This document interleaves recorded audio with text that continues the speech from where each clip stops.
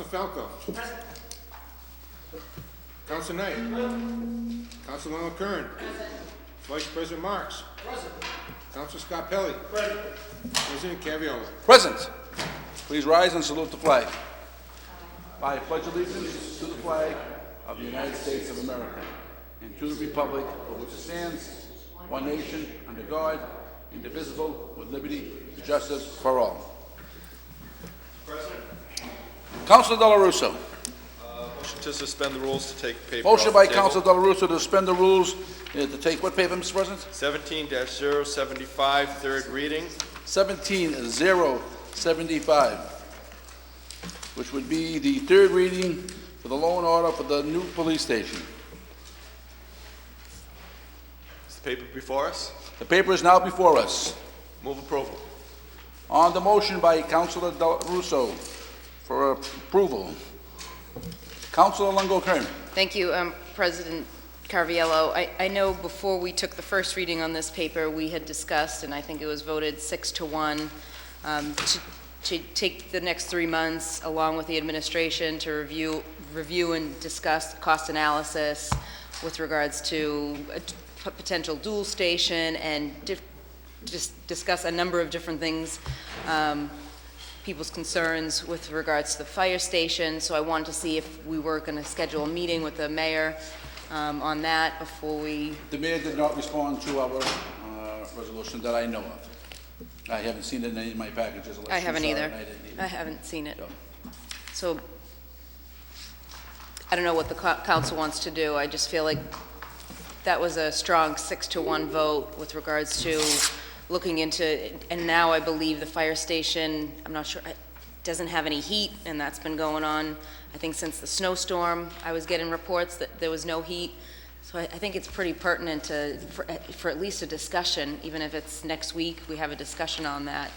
And I don't know if it's worth putting this off a week and seeing if we can get a response from the mayor's office on that resolution. But it was a strong 6-1 vote, and a number of people were in this audience in support of looking into a cost analysis and getting some numbers together, better than what we were provided, so we can really see if we can afford the dual station and get a better idea. I know a number of things were thrown around and certain contradictions were made a few weeks back, so I think some more clarity is in order. I don't know how my colleagues feel. Councilor Knight. Second the motion for approval. On the motion, seconded by Councilor Knight.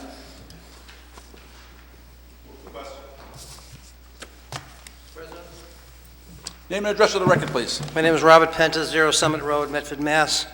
Former member of this August body.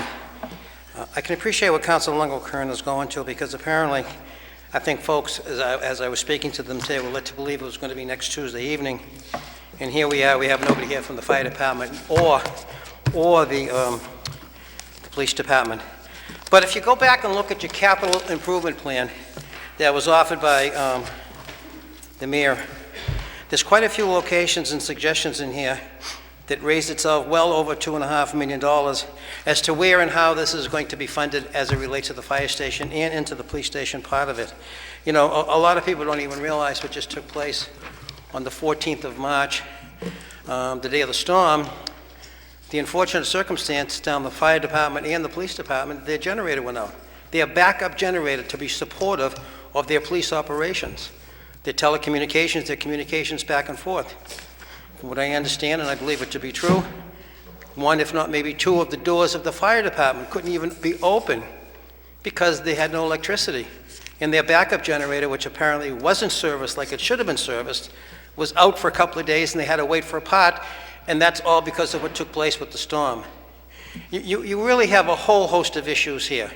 You talk about a $2 million seismic study for that.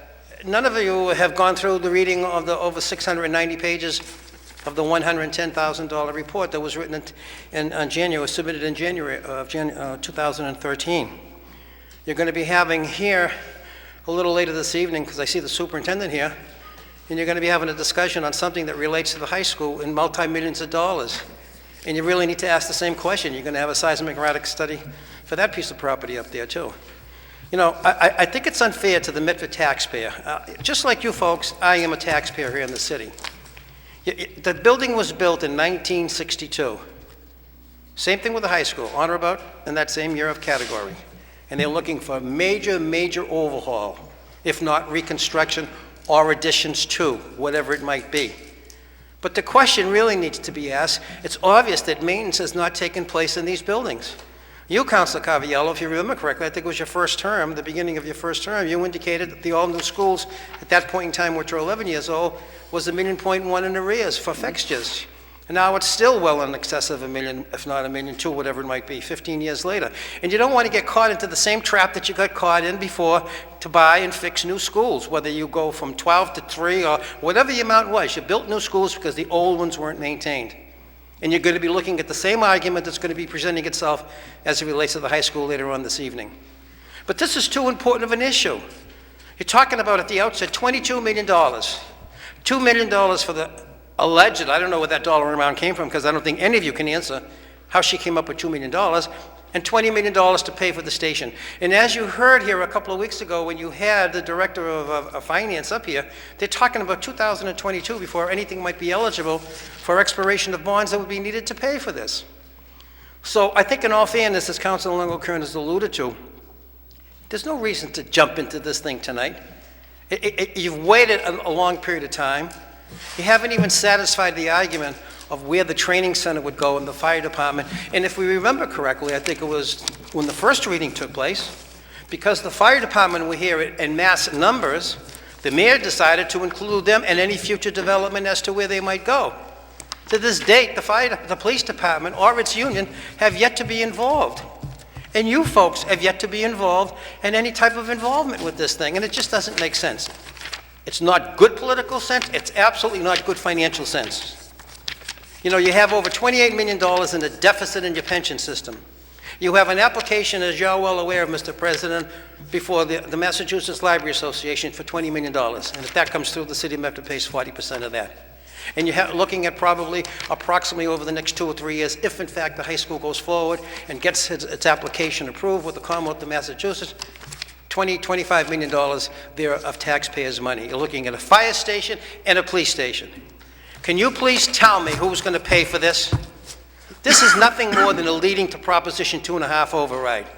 And if you look at your sister city of Somerville, with all the development that has taken place over there, they have still raised their taxes on single, 2, and 3 family homes, which goes to prove and tell you that development for the sake of development is not always in the best interest of this community or any community.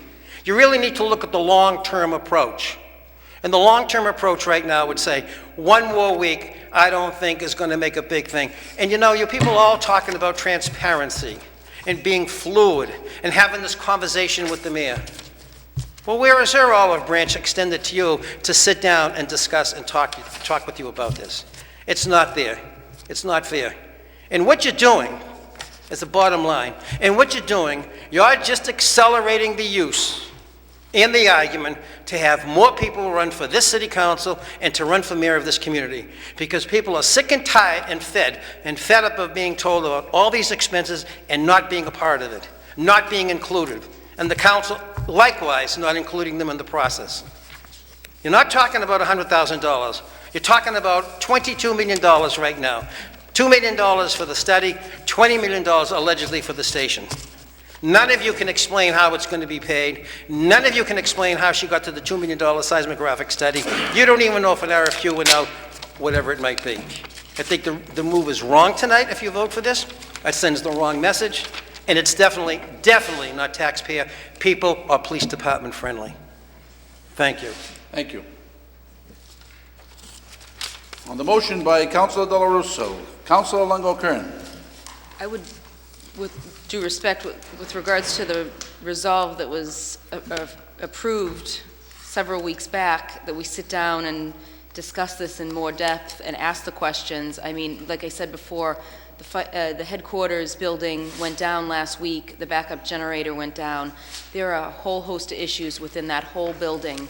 And when we're talking, I mean, the last speaker just just hit the nail on the head. We're talking about potential library, promised new fire station somewhere between 2022 and 2025, Medford High School potential updates, and maintenance of the rest of our schools and city buildings.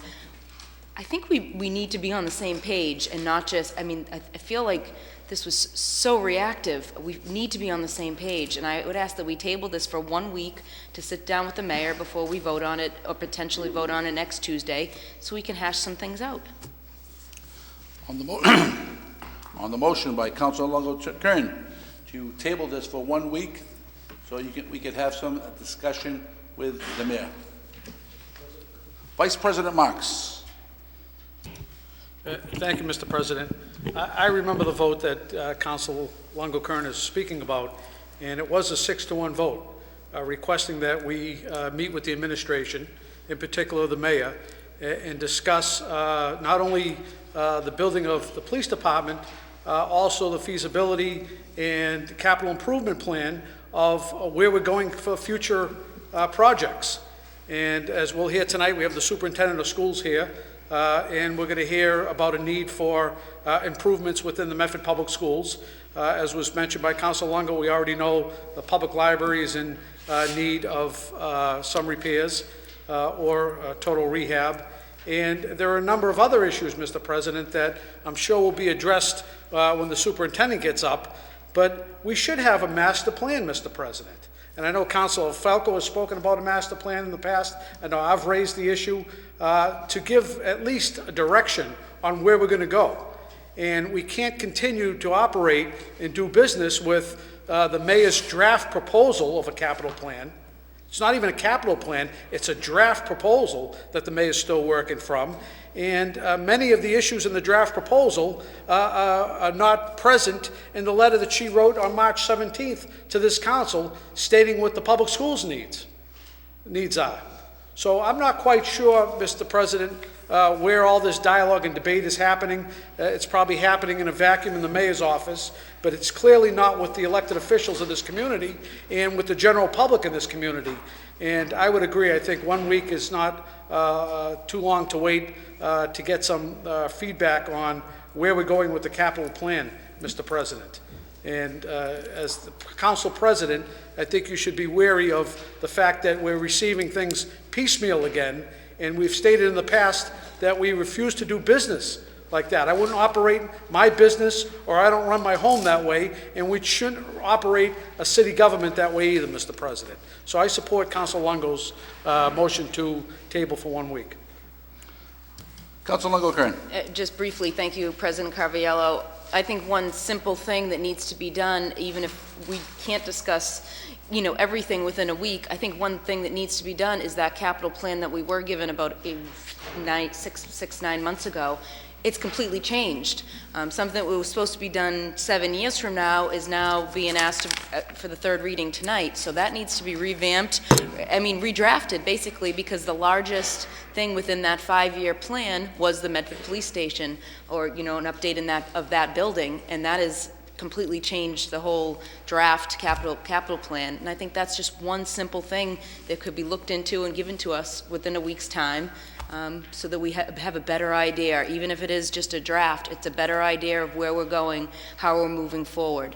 And I think it's something that's necessary, and we're not going to get it if we keep rubber stamping everything that's put before us. Thank you. On the motion by Councilor Longo Kern to table this for 1 week, roll call has seconded by Councilor Marks. Table and meet with the administration. Mr. Clerk, please call the roll. Councilor Del Russo. Negative. Councilor Falco. No. Councilor Knight. No. Councilor Longo Kern. Yes. Vice President Marks. Yes. Councilor Scarpelli. No. President Carviallo. No. 2 in the affirmative, 5 in the negative. Motion fails. On the motion by Councilor Del Russo, seconded by Councilor Knight, that the bond package take its third reading. Mr. Clerk, please call the roll. Councilor Del Russo. Yes. Councilor Falco. Yes. Councilor Knight. Yes. Councilor Longo Kern. Yes. Yes. Vice President Marks? Yes. Counsel Scarpelli? Yes. President Caviola? Yes. 7 in the affirmative, none negative. Motion passes. Councilor Falco. Can we take 17-312 out of order?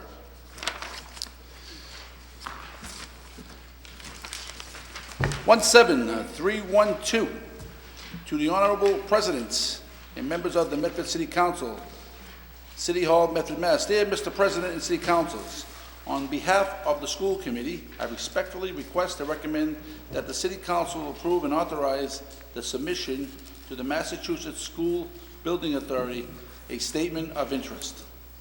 The City of Medford School Committee has previously approved the same. The documentation will be provided by Superintendent Roy Belson, who will be in attendance to explain this matter in further depth and detail.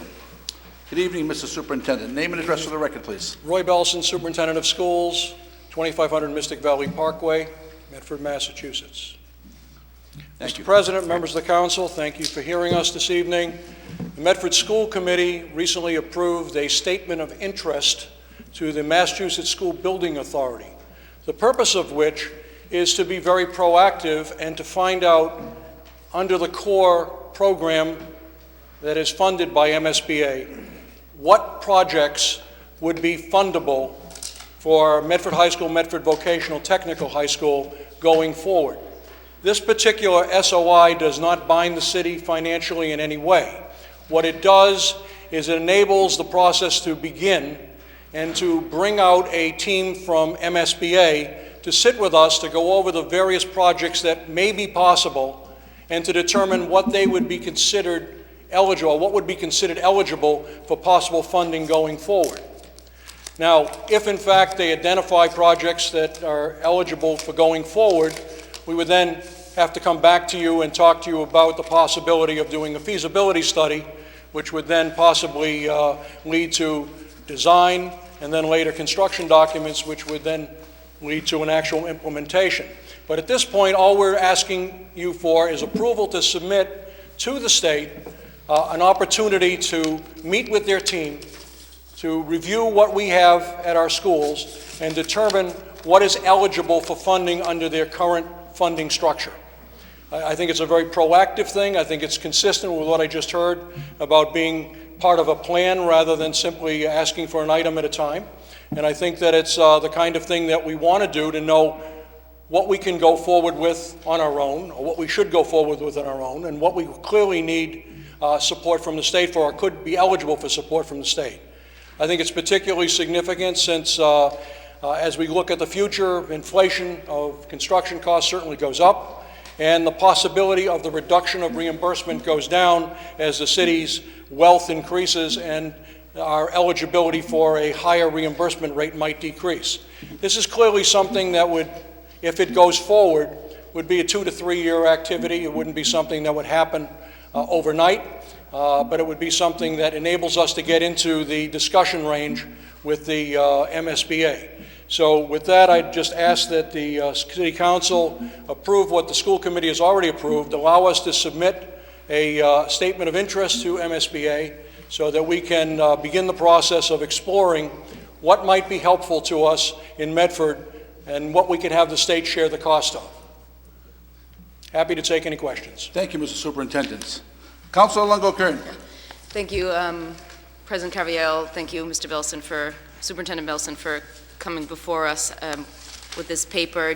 If you could maybe, with your experience, go over what type of projects would be funded through these types of 55% reimbursement grants, just so we can kind of have an idea of, I guess, the history of the grants, and that would be my first question. So there are two programs at MSBA that take place. One is called Accelerated Repair.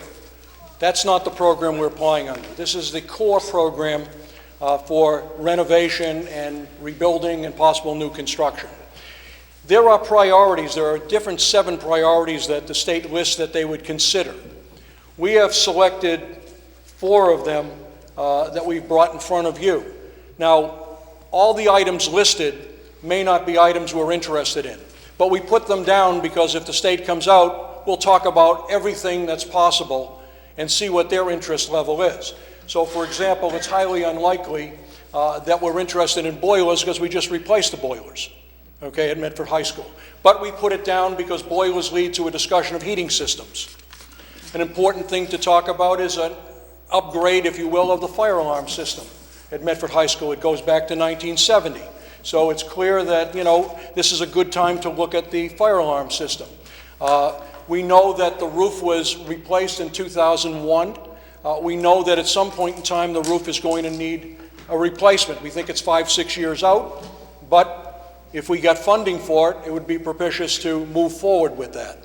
We know that the vocational school is moving into very high-tech areas, and anything that would allow us to improve our shops in ways that would enable us to offer state-of-the-art programs above and beyond what we're currently doing is an advantage. So anything that moves the show forward, enables us to look at the things that would be useful going forward is something that we would like to explore. Another example would be the floor tiles. The floor tiles contain a certain amount of asbestos in them. Now, they're not dangerous because they're not friable, but you can't pick them up without an abatement, and an abatement costs a lot of money.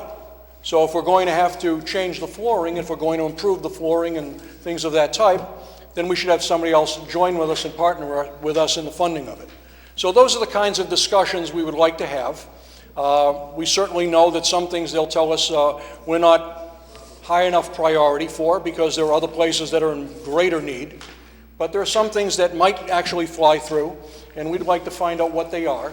And that will inform not only a funding proposal potentially going forward, which would then come before you again, but it also informs what we would then push for in local capital funding, which would be necessary to do. Technology is another major area. With testing now being done on computers, with reporting all being done on computers and data management and the like, it's critical that, you know, our technology be totally up to date and 100%, that we continue to move forward with that area. That's an area that might be of interest to the state. We certainly would move forward with that. We've also applied, or will apply, under the E-rate program, the Universal Libraries program, and we think we're eligible for about $600,000 there on top of this. So these are things that, you know, we're looking at. We want to advance our possibilities. We want to put before you all the possibilities for outside funding that will complement local funding. And the only way we can find out is if we sit with the state in a formal process and review and explore what they would consider a priority for Medford. Thank you, Mr. Superintendent. No, so that kind of answered like what was going to be my second question, kind of as what is Medford looking for our high school versus, you know, what in the past these grants have been used for in other cities and towns. So with that being said, did the school committee, or did you bring anything for us tonight with regards to a list, something in writing that says what the city of Medford's needs are for the high school? Well, the SOI includes everything. The SOI is just simply and talks about everything possible. We would look at the entire building with MSBA and not leave anything out that they might consider eligible for funding. The school committee obviously wants to anticipate possible needs going forward. As I indicated, flooring, staircases, the fire alarm system, these are things, the roof, these are things that should be looked at because the building is going to be 50 years old in another couple of years. And we have a very solid building. It's not a building that needs to be replaced. You can't buy a CMU building anymore with the kind of money out there. Somerville is, what, $250 million to replace a building? Minuteman is $155 million. Waltham's looking at a couple $100 million. We're not going to spend that kind of money. We have a solid structure, but we have to make sure the internal systems are going to be up to date so they can go for another 40, 50 years before someone has to consider whether this building has any further life. So that's sort of what we're looking at. I think the school committee wants to understand and hear what the state is willing to fund, and I think we have a very extensive list of, just almost a laundry list of everything we would look at. Thank you. Through the chair, so you have the list to provide to us? It's on here. If you read through, you'll see the things that the school committee approved as things they would like the MSBA to look at.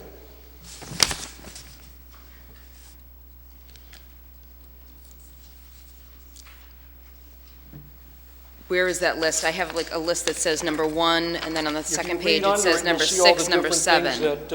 things that it references. So under each of the 4 priorities to address, we list a whole series of things we'd like MSBA to look at with us. Is that on the last page, number 6, number 7? Those are the last 2 pages. Point of information, Councilor Dela Russo. Is that on the document dated March 17th, 2017? March 16th, 2000. March Yeah. 16th. Yeah, well, my address is March 17th, mine's Thank March you. 16th. Thank you, Councilor Dela Russo. So just so I understand it better, would this SOI come in and bring in their own experts so they would know how out of date our systems are, or when they need when they're going to eventually need updating? Exactly. So the heating experts, so they would be telling us, your first priority is the roof, then the heating, then the boilers have another 10 years. So they'd give you a list and say, you are eligible for these funds and not these. Okay. Exactly. They would tell Okay. us, these are the things that we would consider funding with you. These are the things you're going to do yourself. Point of information, if I can. Point of information, Councilor Scarpelli. From what you just said, Mr. Superintendent, for what Councilwoman Longo just mentioned, the confusion that I want to make it clear is, you're telling us they'll tell us what we can do.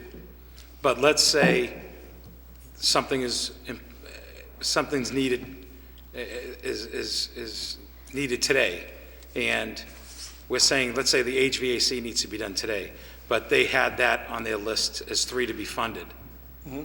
Are we going to fund their request instead of what we think is, like the HVAC? That's probably my So confusion. that's a discussion, Counselor, that we would have. First, we want to know who's going to join with us on what projects.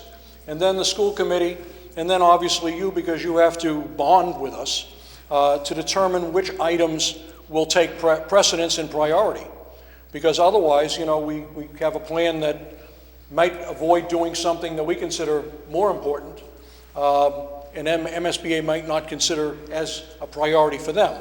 But we have to begin to understand what they will fund so we can understand how many dollars we might have left to tackle other issues and go back and forth. Now, it may be something they're willing to fund that we don't care to fund in the short term, but we can keep it on the boards. But once they determine it's eligible, we can go back and apply for it.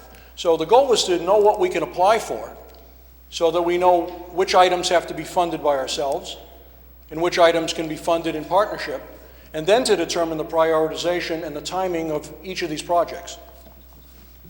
And one of my last questions, with regards to the amount of these grants that are given, if you know from other cities and towns that have got them in the past, or if Medford has gotten any, what are we talking? Are we talking you'll maybe get a grant for 1 or 2 things from, is there a cap amount-wise? No. Or are we potentially $20, $30 million?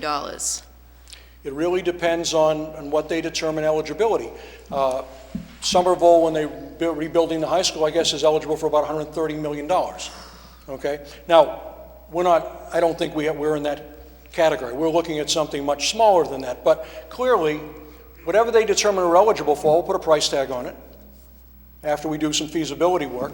And then we can decide how much this community wants to invest at this particular point in time or going forward. But at least we know what our partners are willing to put up on the table so that we can give you an informed proposal for both local capital planning and partnered capital planning. And my last question, I guess, would be with regards to, the whole system, Medford High School, in all of our other elementary and grade schools,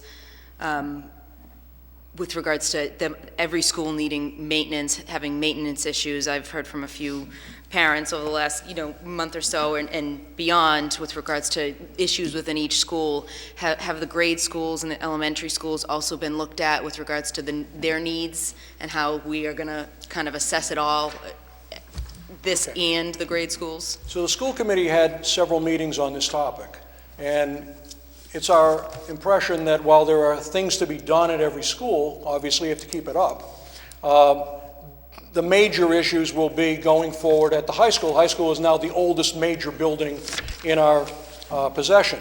One of the things I told the school committee, so I feel comfortable sharing it here, is that in next year's budget, I will look to increase the amount of money put in for maintenance across the board so that we can do some of the things that people have raised, independent of any capital planning and independent of any state-funded planning.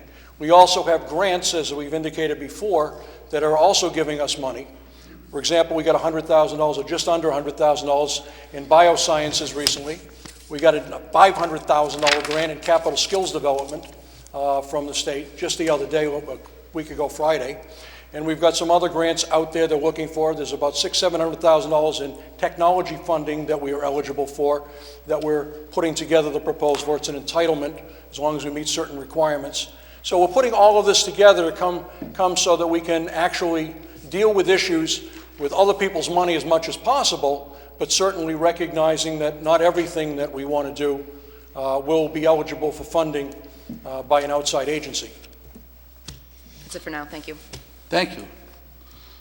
Councilor Falco. Thank you, Mr. President. Thank you, Mr. Superintendent, Superintendent Felsen. And thanks for the report. I agree with you. I mean, the building is 50 years old. It was going to be 50 years old. It definitely needs improvements. I talk to parents on a daily basis, and a lot of parents that don't have kids at the high school yet, but they've been up to the high school, and the building does need work. When I was on the school committee with Councilor Scarpelli, we had this science lab renovation, 17 new science labs, which was a great project for the community, for the school system, and really, the state-of-the-art school labs and science labs. And these are important, especially for programming, future programming for the vocational school. And, we want to make sure that we have these programs in place. We want to make sure our buildings are up to date. I mean, if there's one thing that I learned when I was on the school committee, is people have an option. People have a choice. Years ago, you went to Medford High School, maybe you went to parochial school. Now you can go to public school, public charter school, you can go to private school, parochial school. I mean, there's all kinds of options for people now. So, I think a lot of people would like to go to school right here in Medford, but they want to make sure that their facilities are first class in nature and make sure that the programs that are being offered, for example, at the vocational school, are first rate. And I think we're heading in that direction, but I think we do need a cash infusion to make sure that a lot of this happens. And it's nice to see that, to potentially get 55% reimbursement from the state, that doesn't come along every day. And we took advantage of that opportunity when the science labs came across. I think we got 55, maybe even a little bit more. Between 55 and 60%, I think, reimbursement on those. So I think this is a great opportunity, and I think that it's something that we should take advantage of. One of the questions that I had with regard to, you mentioned HVAC. So would the HVAC include the actual individual heating systems in each of the classrooms at the high school? Okay, that's perfect, because I know one of the complaints that I got when I was on the school committee was, it'd be hot and cold in some of the buildings, and sometimes there'd be no heat at all. So I think that would be a definite good addition. I also wanted to talk about the, let's see, you mentioned here on this memo, it says number 7, replacement of or addition to obsolete buildings in order to provide a full range of programs consistent with state and approved local requirements. MPS is seeking additional space on the high school campus by adding a cafeteria that can accommodate up to at least 500 students, a performing arts center that can accommodate up to 1,000 guests, adequate locker room facilities, male and female athletes, a fitness and wellness center, an expansion of vocational technical space to create a career pathway model. Can you comment on that a little bit? Is that talking about possibly a new structure, or is that building off of the structures that we currently have? So let me give you a couple of examples. Anyone who's been up to high school, by the way, with with your help, by the way, and I appreciate that, a lot of capital projects have been done, and I could enumerate them, at some point if you're interested, the council has approved money for them, so I appreciate that. But let's take the locker rooms at the high school. If you've been up to the locker rooms at the high school, you know they're old, and you know that they're not particularly what we want them to be. The girls' locker room, it is what it is. There's a lot of old things, and there's a lot of old marble, old shower stalls. It's a lot of empty space, unutilized space. That needs to be redone, because if it's redone, we'll recapture some space for other programming, and we can provide a state-of-the-art locker room for the young women to use it. The same thing is true with the men's locker room. We need to do that. It's just these are the things that are there. When you talk about a performing arts center, that may be a little aspirational, in the regard, because, we're talking about having a program that promotes the theater arts and promotes media and the like, but I don't know that we need to go to 1,000 seats right now. So that may be a little bit aspirational, but the people doing the thinking raised it and said, let's put it down and let's see if there's some interest in doing more with that. I think those are the kinds of cafeteria. Right now, there's 3 cafeterias. It may be that we can reconfigure them, especially since right now, as you undoubtedly have heard, or maybe read in the transcript recently, we're redoing the Cafe Electra into a brand new hospitality and restaurant suite with state money. And that's critical, because that's going to be up on the first floor. That's going to be a restaurant for the public. That's going to tie into our partnerships with Wynn, which is creating the casino up the street and developing job opportunities. That's going to tie into a whole pile of activities and revenue-generating activities that will support other programs. And that will free up space where Cafe Electra is now, and we can do some other things with that. So this is a whole process of looking at how we can reconfigure space to our greatest advantage. Now, the print shop, because they don't use the big presses anymore, can now go down to a smaller place. We don't have to give them the big cavern that they had, because they don't use that anymore. That's not what printing is about anymore. So Dr. Riccio, for example, has created what we'll call clusters or academies, putting programs together, human service programs together, construction programs together, programs that deal with media and development together, so that they can interact with each other, so that a youngster, when they're trained, is cross-trained for more than one area. That creates great opportunities for our young people. Instead of being trained only in one area, you're trained in multiple areas.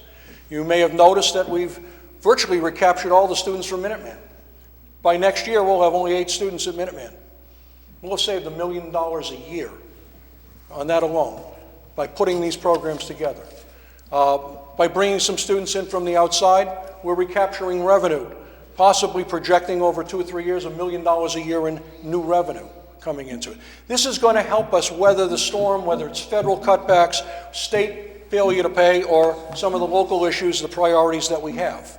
So these are ways that I think we're moving forward, and I believe that looking at our school at 50 years of age and looking for another 50 years from that building is a really good time to start and be proactive now, plan, recognizing we've got to come back to you. You're not voting for money tonight, you're voting for planning tonight. You're voting to be proactive, to look and see what's possible. And that's what we were asking you to do, and I think it's a great opportunity. Thank you, Mr. Superintendent. I agree with you with regard to the vocational school. I mean, in my opinion, I think it's the hidden jewel of the district. I mean, there are so many great opportunities that are happening at the vocational school. Ms. Riccio and her staff are doing a great job. And I mean, there's so much demand now to go to the vocational school, and it's kind of the best of both worlds. You learn a trade, and you can still go to college if you want. So you have the best of both worlds. It's an exciting time. There are more and more young kids going to the vocational school. So I think it's a great time to reinvest not only in the high school, but in the shops of the vocational school. I mean, when you think about it, at the end of the day, our buildings are our most important assets with regard to the future of Medford students. We need to make sure that they are first class, and and make sure that all of our technology is current as can be. You had mentioned previously about the potential for feasibility studies. So if we have to do a feasibility study, is that something that we would have to pay for, or is that something that would be, would the MSBA help out with the cost of something like that? If we become eligible, we would then petition MSBA for a feasibility study for the specific projects that we determined were the priority that we wanted to go with them for, or with. And they would reimburse us at the same rate they would reimburse the construction. So if the feasibility study was $500,000 and we're eligible for 50%, we'd get $250,000. back. We lay it out, but they reimburse us. Okay. I'm all set. Thank you. Thank you, Councilman. Councilor Knight. Mr. President, thank you very much. Mr. Belson, thank you for being here this evening. I think you do a great job, and I appreciate you coming down here this evening. So I think it's safe to say that you feel as though going forward with this statement of interest is the most prudent course at this point in time? It gets us in the game, and it allows us to consider our options, which I think is really important. Earlier this evening, I heard you talking, you want to consider options, well, you want to know who's going to pay for what. And if you got somebody else who wants to pay for it, or will help you pay for it, you want to know that before you put your own money on the table. And this matter did come before the school committee, and it was endorsed by the school committee? Yes. And I have the copies of the votes if you need it. do you recall what the vote was, just off? Pardon me? Do you recall what the vote was? 7-0. 7-0. So it's endorsed by the superintendent of schools, it's endorsed by the school committee. And the purpose of the paper before us this evening, as I understand it, is that you're really seeking permission to meet with the state to examine what competitive grant opportunities the Massachusetts School Building Authority has out there for us, or that the Medford Public School District may be eligible for. That's correct. And by submitting this application in the statement of interest, the Massachusetts School Building Authority in no way guarantees that we're going to receive money, and the city of Medford in no way guarantees that we're going to expend money. Right. Thank you very much, Mr. Belson. Move for approval, Mr. President. Vice President Marks. Thank you, Mr. President, and I want to thank Superintendent Belson for being here tonight. As the superintendent stated, Mr. President, this council over the last several years has approved many building programs within Medford High School and the Medford Public Schools, and I think we've been very supportive as a council. My questioning tonight, Mr. President, is not regarding whether or not the high school needs improvements. I have 2 students that attend Medford High School, and I can speak firsthand that Medford High School indeed needs improvements. But my question to the superintendent is, my first question, back in September of 2016, the school committee, along with Mayor Burke, formulated a priority facility improvement list, of which they outlined $13,787,000 worth of repairs in the high school and our other school buildings, of which $10,100,000 was earmarked to Medford High School. Of that $10,100,000, Mr. Superintendent, what percentage of that $10,100,000 is in the current SOI? So I can't tell you that because basically we listed almost everything that we possibly could think of in the SOI. So it really depends on what the state determines, would be eligible. I would say most of the things that we listed on that would be something we would discuss with them. There may be some things that, they would say, that's your problem, Okay, so and the reason why I asked, Mr. Superintendent, is, and I'll get into this a little bit later on, but we were recently told 3 weeks ago that in order to build a combined police and fire center, and we were told this by our treasurer collector and also by the mayor, that the amount of money we were looking to bond would cause the city to have to go into a Proposition 2.5 override. And that was one of the factors the administration stated why we couldn't bond for $38 million. So the reason why I'm trying to get some facts and figures tonight is I want to make sure that we're not going down the same avenue that the mayor and the treasurer collector was so adamantly opposed to 3 weeks ago. And I'm hoping to get those answers from you tonight.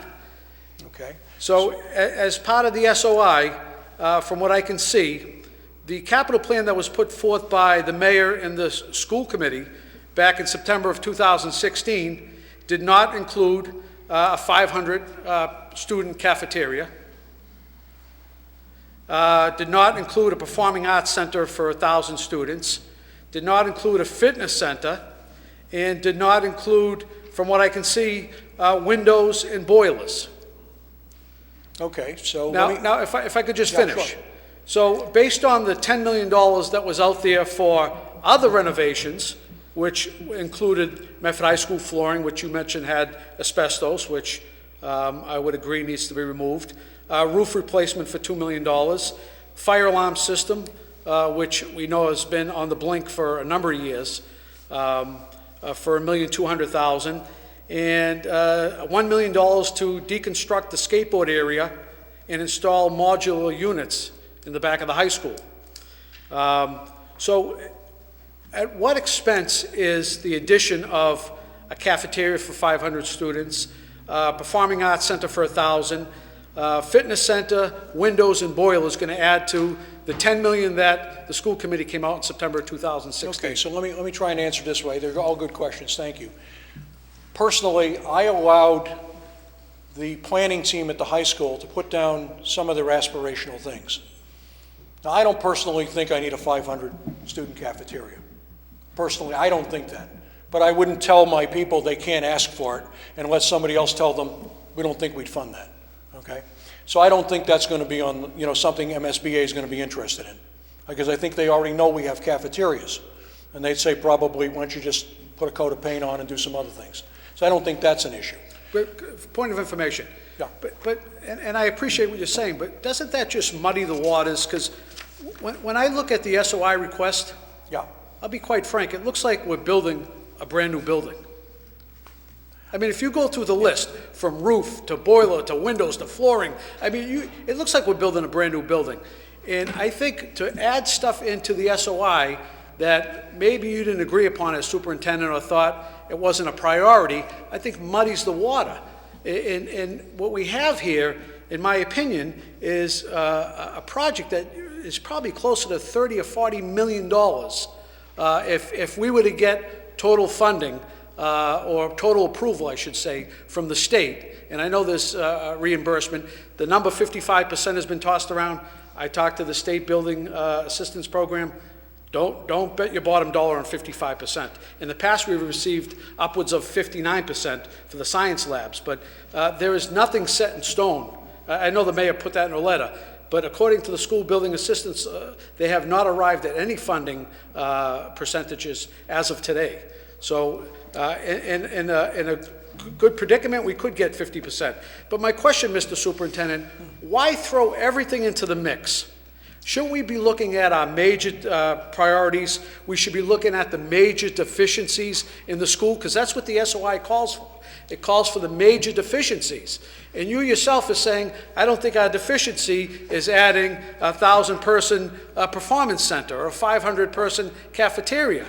But it may be the alarm system, or it may be an issue like Councilor Scarpelli talked about, other building improvements that need to be done immediately. So I think that's the question. Why are we throwing everything at the wall right now? Again, as I said to you, the SOI is a planning document. It's to get you into an exploration process and to find out what the state is willing to pay for. So you put down everything to talk about, and you find out that they're going to discard a few things here and a few things there and maybe several things and say that's really not important enough to us. But we'll find out. The document that you had in front of you is really a document that was produced in September or early on based on what people thought at that particular time. Different things emerge. People want to talk about them. There are some ideas that the headmaster has, that the vocational director has, that, we put it down so that we could explore them with the state. Not because we necessarily think that they're going to fund all these things. We want to get into an exploratory process to examine what is possible for partnership with state funding. And then we'll merge the documents. The key thing you have to remember is we have to come back to you for the money. And any amount that we're going to spend, you're going to prioritize along with the school committee. It's not going to be the superintendent who makes the final call. The superintendent might make a recommendation. But you're going to decide, and the mayor's going to decide, and the school committee is going to decide how much money you're willing to put on the table at any given point in time. But knowing what's eligible gives you a leg up on what's going on. And as far as the percentage goes, I know what other people are getting at this point in time. I know what the relative things are, and while the state's not going to commit to something before they see it, I know we fall in that basic line of where we would be eligible, because I know what the economics are between the different communities. It doesn't mean that it won't go down a little bit, because obviously the wealth of the community is increasing. Right, so Mr. Superintendent, if I could, so based on the laundry list that we're submitting in the SOI, Yeah. and it is a laundry list, wouldn't it make more sense for us to prioritize what our needs are? So we don't count on or have to count on some state bureaucrat coming back saying, you know what, Medford, we know you need a fire alarm system and a sprinkler system and windows and an HVAC system, but we're going to give you a cafeteria for 500 students. They're not going to do that. Well, Mr. They're not gonna Superintendent, we don't know what's going to happen.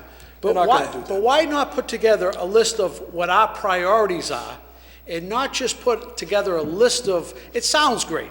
You put everything in there in the kitchen sink and say, hey, look, we're looking to get funding. It sounds great in theory, but it's not practical. I don't believe it's practical to put everything in the SOI. And I'd rather see, like Councilor Scarpelli mentioned, a list of what our top priorities are and have them go through our top priorities, Mr. Superintendent, and then make a selection from our top priorities. And, you know, if a 500 cafeteria, student cafeteria is not on the top of your priority list as superintendent or the school committee's priority list, then that should be at the bottom of the list.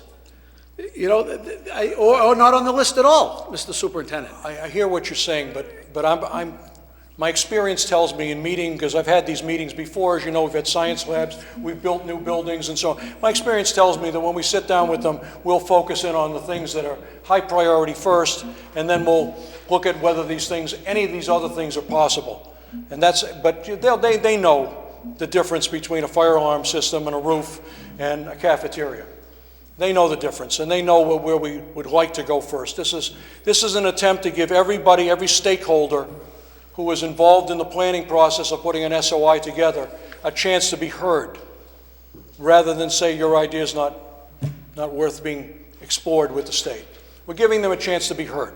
But you know and I know that the state will zero in on fire alarms and roofs and heating systems long before they worry about the cafeteria. Right, and if we were so concerned of having every stakeholder a seat at the table, why don't we see the middle school and elementary schools as a separate SOI, Mr. Superintendent, which can be done? I'm sure you know that as superintendent.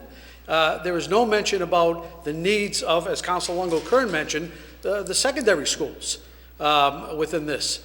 And nor should it be, because this is a high school proposal. But there's also proposals that are in need, as you know, in our other schools in dire need. So my question is then, my second question, Mr. President, is the fact that I realize the order which takes place as you submit the SOI. I didn't realize after you submit the SOI, then you go sit down with the state people. I didn't know that. You're telling me you now then go and sit down with the state people, right. And you, what do? Compromise with them? You sit down and you go over, and they'll tell you what they would consider to be priorities, what they would consider to be something that they would consider to be of concern to them, what they would like to fund. I mean, after all, they're accountable to their funding agency and their board as well. So if I think that they'd be more interested in a fire alarm system, a roof, heating systems, more so than some of the other things. But, you know, we're giving them all these things, and they might say, you know, we're doing something with this. Who knew a few years ago that they were going to be funding science labs? But we put it in front of them, and we got it. You know, you have to try all these things. You put it in front of them. You say, are you interested in this? Could you consider this to be a reasonable investment? Maybe someone's going to say, yes, you know, we've got an interest in this at this point in time. So we're moving forward with a planning process. That's all we're doing tonight, asking you to allow us to go forward proactively and find out what the state wants to prioritize in our community. And this is going to take probably 2 to 3 years to actually actualize. And in the meantime, that will inform, you know, our other capital planning that may have to be locally funded. And we will inform also our maintenance issues, which will be locally funded. So, and then grant applications we make. If someone were to say we can't get grants for this, you know, for example, we're building the Culinary Arts and Hospitality Center. That wasn't going to be funded by MSBA. But we got a grant to do it. So we have to know where we have to go. We have to know what's possible under what set of funding and what's possible under other sets of funding. And then we can then lay it out. And of course, we're going to have to work with you and the school committee for any kind of local money that's going to be needed to move the project forward. This isn't, you know, you say yes tonight and, you know, I go off and do whatever I want. This is you say yes tonight, we get the process going, and then we come back to you and sit down. And it should be a robust process because the city wants to move forward on some good projects, not only in the schools, but in the city. And we look forward to that. So if I could, Mr. Superintendent, I know you're probably not prepared tonight to put a dollar amount onto your deficiency request, but you were able to put a dollar amount back in September 2016 on the laundry list of items that you mentioned needed repair at the high school. Are you prepared tonight to put a dollar amount on your SOI request to the state? No, because I don't know, the extent to which any of these things would be funded, but I do know. No, I'm not talking about funding. What is the actual cost of your SOI request? I wouldn't want to, give you a guess right now because, quite frankly, it depends on the extent to which you do them. And any one of these things might be a partial thing, maybe some windows, maybe some doors, and maybe not all, maybe all doors. I don't think we can do that right now. When we get back from a planning process and we get to a financial phase, then we can do that. That's the most prudent way to do it, not to throw speculative numbers out there right now. And if people come and say, look, that's too much at any one time, then that'll be too much at any one time. Okay, so what you're asking then is the council to let you go forward, Yeah. and then in deliberations, when you submit your SOI with the state, you'll go back and forth with the state, and they'll determine what projects will be done or approved. And if they come back and say, you know what, Medford, we like everything in your SOI. There's been a lack of requests for school building assistance this year, and we're going to fund you for $60 million, Medford. Congratulations, and we're even going to give you half. We're going to give you $30 million, so you're going to have to bond for $30 million. Are you prepared to come back to this city, Mr. Superintendent, with a $30 million bond request within the next 2 to 3 years? I'd be prepared to come back to you to tell you what your options are and to allow you to decide what the finances of this city is willing to support in support of your public schools. That's all, just like anything else. We come to you with a budget, we come to you with other kinds of financial things. You can tell us how much more you want to put into it, but for example, in 5 or 6 years, you're going to replace a roof at the high school. You are going to do it. The question is who's going to pay for it. But if we are eligible to get somebody to share that with us, why not find out now? You know that there are some heating things that we want to do at the high school that we should do. If you don't do them in the next few years, you'll end up paying for it. So we should find out if we have a partner, and so on and so forth. We know that technology is moving at a rapid rate. And if we know that it's going to be expensive to increase all the technology that's going to be required of public schools. So if someone's willing to partner with us, great. You'll know that. That gives you those things. But you can decide that, I'm not interested in a performing arts center, and I'm not interested in an expanded cafeteria, and I don't really care about some other things you're interested in. So even though someone's willing to partner with us, it's off the table for Medford because we have other things we want to do. My job is to give you options. My job is to give you an opportunity to look at it. And who's going to make that decision? So let's just say in a perfect scenario, the state comes back and said, Medford, we're giving you everything you wanted. Who ultimately is going to make that decision? Are you saying it's this council that's going to sit there? School committee, mayor, and council are the arbiters of dollars and cents. Right, but we ultimately have the final funding say, Mr. Superintendent. So you think this council is going to sit back after the SOI is put in, and if everything works out perfectly, they come to us and they pay for half, and we're getting everything we want, you think the city council is going to sit here and start slashing different items in the budget to make sure that we don't have a Proposition 2.5 override? Is that what you expect this council to do? And that's my questioning, Mr. Superintendent. Why are we throwing everything at the wall when we know what deficiencies we have? We should prioritize them right now and move forward on them. This program is going nowhere. So to make people believe that, hey, that's getting a partner today, we can get a partner today, tomorrow, next year, the year after. This program has been around for years, and we've taken advantage for many, many years, Mr. Superintendent. We got, for a core program, 59.79%. It doesn't give the year 2008, I'm sorry. Then the science labs, we got 59%, $6 million reimbursement. Then the accelerated repair, $2,409,000. They gave us $1 million. So I know we've been great partners with the state. My concern is eventually, because I've been on this council a number of years, is that eventually the issue is going to come back before this council. And we're going to be the ones that are going to be sitting there saying, geez, you know what? The state wants to give us all this money, but the city council doesn't want to approve it. They want to pay half of this and this and this, but they don't want to approve it. And we know what the purse strings are, Mr. Superintendent. When we hear from the mayor 3 weeks ago say that she can't afford to do a combined center for police and fire because, according to her and the treasurer collector, that the school bonds will be coming offline in the year 2022, which is 5 years. And she said we can't afford the spending that we want to do for a combined center until 2022. Now you're telling us that this project, they could be looking for funding maybe 2 or 3 years. Is that correct? Well, what I'm telling you is it'll take 2 to 3 years to get through the process to actually get construction going on something, any project that gets approved and the like. But we won't even get to design, feasibility and design until we come back here and talk about what the state is interested in. And in the feasibility period, that's when you will, make some decisions before we actually go forward with a final number. I mean, the reality is that some things will be done over 5 years, some things may be done over 10 years.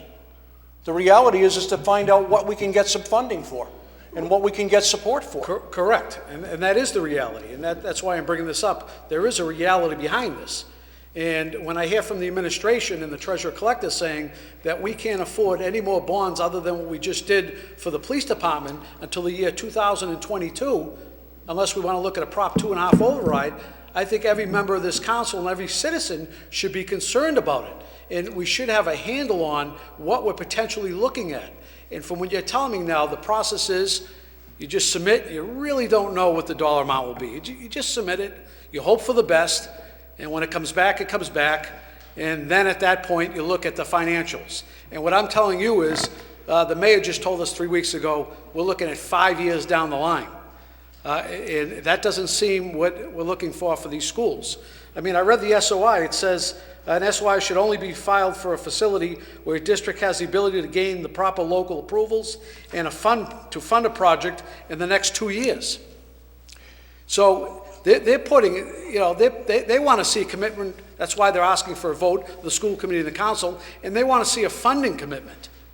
And we're at such an early stage. I know that. I understand. Planning, and quite frankly, look, you get hit with a lot of decisions that require you to make tough decisions on money, on policies, on zoning, on any number of issues. You can't hide from, not that you want to, from making tough decisions that make some people happy and some people less happy. With all due respect, yeah. You just stated that you put things in this SOI that you didn't want in there because you were hiding from dealing with the other people at the table. So don't say people are hiding, Mr. Superintendent. I said I respected the you respected the right of everyone at the table. I respected the right of the planning team to forward things that I consider that they consider to be important to them, because I want to respect my administrative team and the teachers and others who participate. And you're the educational leader of this community, Mr. Superintendent. And I like you have to make the tough decisions. And I like the participation of people. I don't have to make all the decisions myself. But the reality is that nothing is going to go forward financially unless you decide you can afford it. Nothing's going to go forward. We're trying to explore who wants to partner with us. And you know that the most important things will be systems that are important to the school. The operation of the building will get higher priority than some of the things that maybe are aspirational. You know that. Right. So if you decide that certain things aren't something you want to fund, then you say, well, put that off for a couple of years. But certainly you're going to face a roof. Certainly you're going to face technology. Certainly you're going to deal with other systems, heating systems and other things like that. And, if we don't get in the game now, it'll be longer before we get funding, and if the funding dries up because of the Commonwealth not being able to keep things moving, you see the Green Line, other things like that, we talk about these things and it keeps getting pushed off. Let's get in the game, and then you can decide whether or not it's something you desire as a priority. That's what we need to look at. I think it's my job to put it in front of you. I hope it's your job or I hope it's your willingness to let me find out what's possible going forward. So Mr. Superintendent, just getting back to some of the building deficiencies, would you agree that the restrooms at the high school are a deficiency of Medford High School? I would agree that restrooms are something that should be addressed, yes. Right. How come they're not part of the SOI? Because they're part of the general building envelope. That's something that we can talk about. They're part of the plumbing, they're part of the heating system, believe it or not. It's all part of the same consideration. And just because something isn't written here doesn't mean we can't talk about it with the team that comes out from MSBA. If we think of other things, we can say, you know, by the way, we'd like you to look at this as well. This is to get them, to give them an idea of which communities are interested in seeking partnership with the state. So just so I understand, Mr. Zuni, you brought up a good point. So after the April 7th deadline, you're stating that we can add stuff to the SOI? We can talk to them about it, yes. Not talk, we can add stuff after the deadline. We can talk stuff, yes.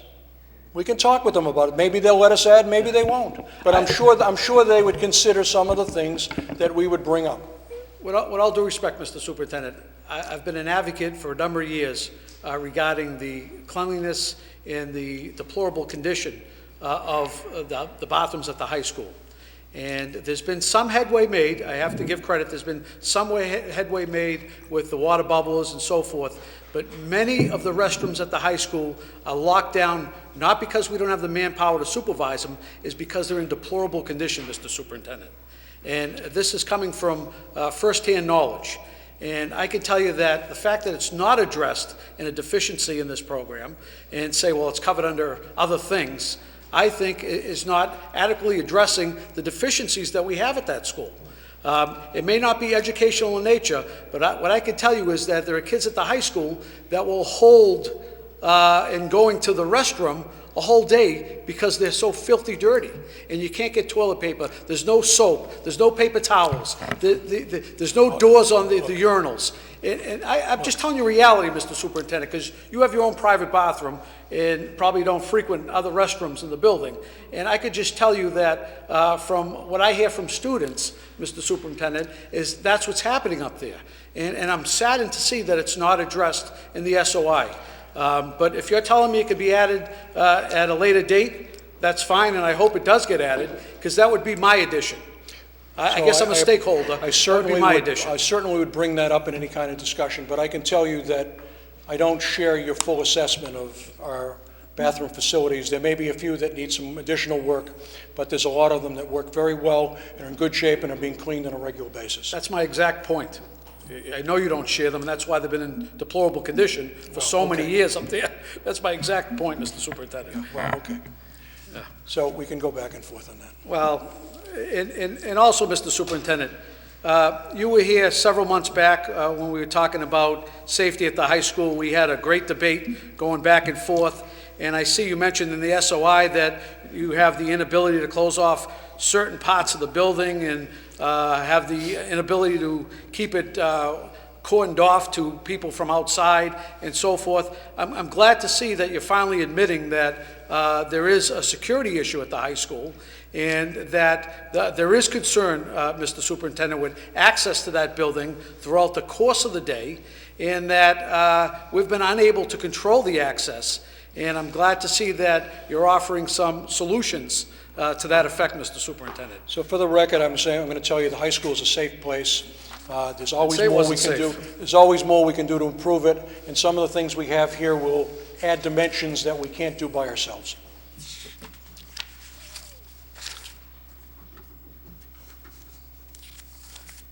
That's all for now, Mr. President.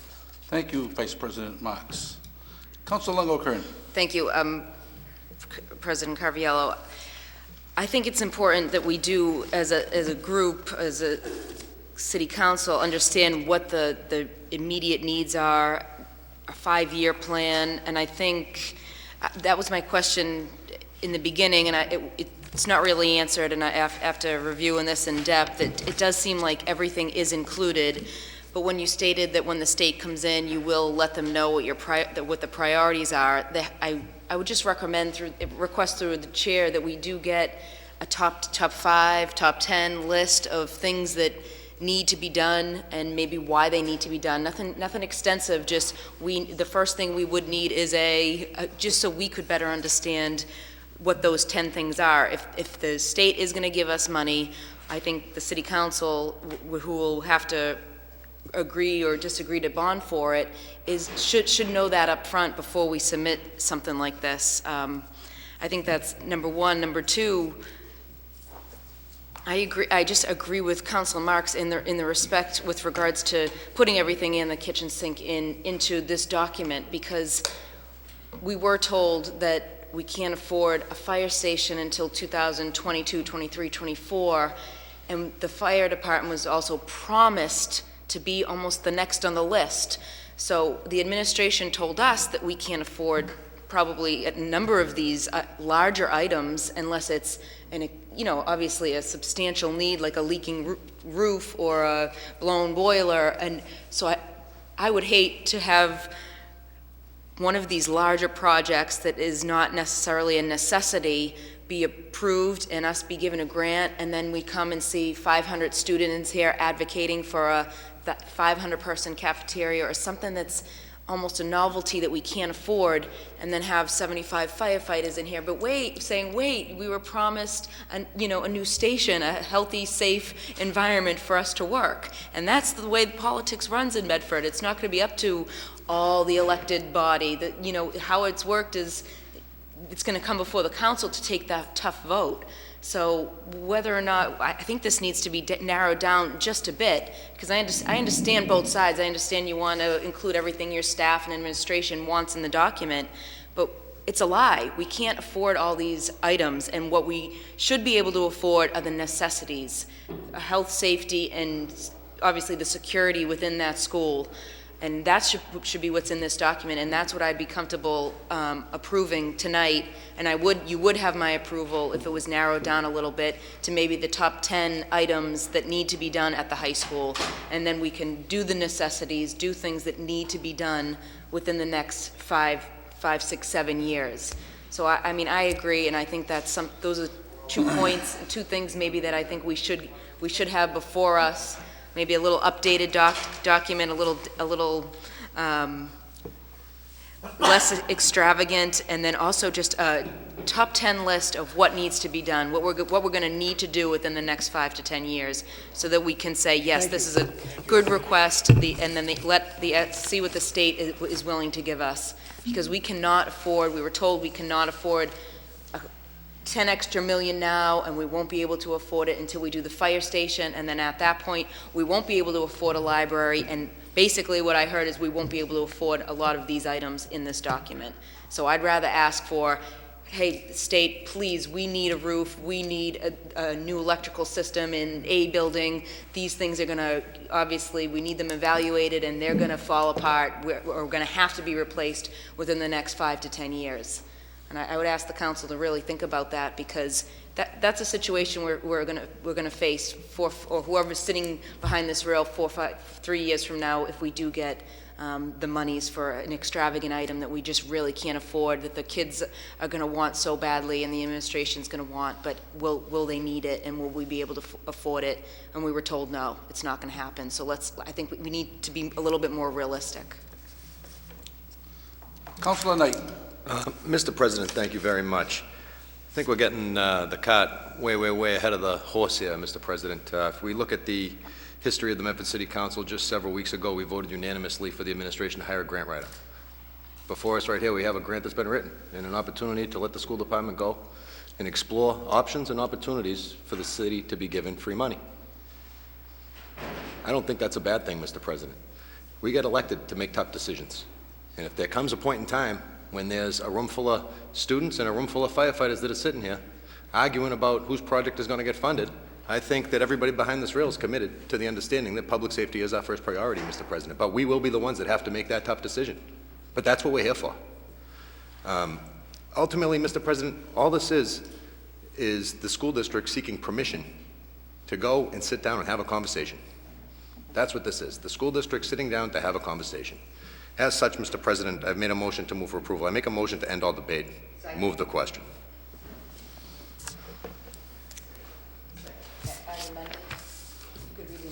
Mr. Clerk, could you read the amendment, please? I just have one that write a top 10 list over the next 5, that will go over the next 5 to 10 years. Mr. President, motion to end all debate requires a two-thirds roll call vote. Vice President Marks. Thank you, Mr. Thank you, Mr. President. Point of parliamentary inquiry, Mr. President. Non-debatable motion, we move. No, it's up to Robert's Rules of Orders. End the debate? We just got the paper tonight. We're ending the debate now? We just got the paper tonight. We're ending debate? Do we want to allow the school district to move forward and pursue whether or not they have an opportunity to receive free grant money based upon the history of the That's council? what we're here discussing. Voting in favor of hiring a grant writer. That's what we're here discussing. So the Why question do you is want to yes end or no? debate? Do we want them to go forward and apply or not? Why do you want to end debate? Where are we going with this? We're Doesn't discussing seem to it. me like it's We're going discussing anywhere. Doesn't seem to me like it's going anywhere, Mr. Oh, President. no, maybe to you it doesn't. The rest of us have questions. Well, there's a motion on the floor. It's an undebatable motion that requires a two-thirds vote, Mr. President. Again, you want to stifle the people's speech. Again. Yeah, Pretty sure 3 times in 10 minutes has been met, Mr. President. thank you. Council Del Russo for the last question. Wait a minute, Mr. President. The chair is just giving, I let you speak? No, I had something to say. Okay, after, you can speak. do I or do I not have the chair? Council Del Russo has the Do chair I at have the the moment. floor?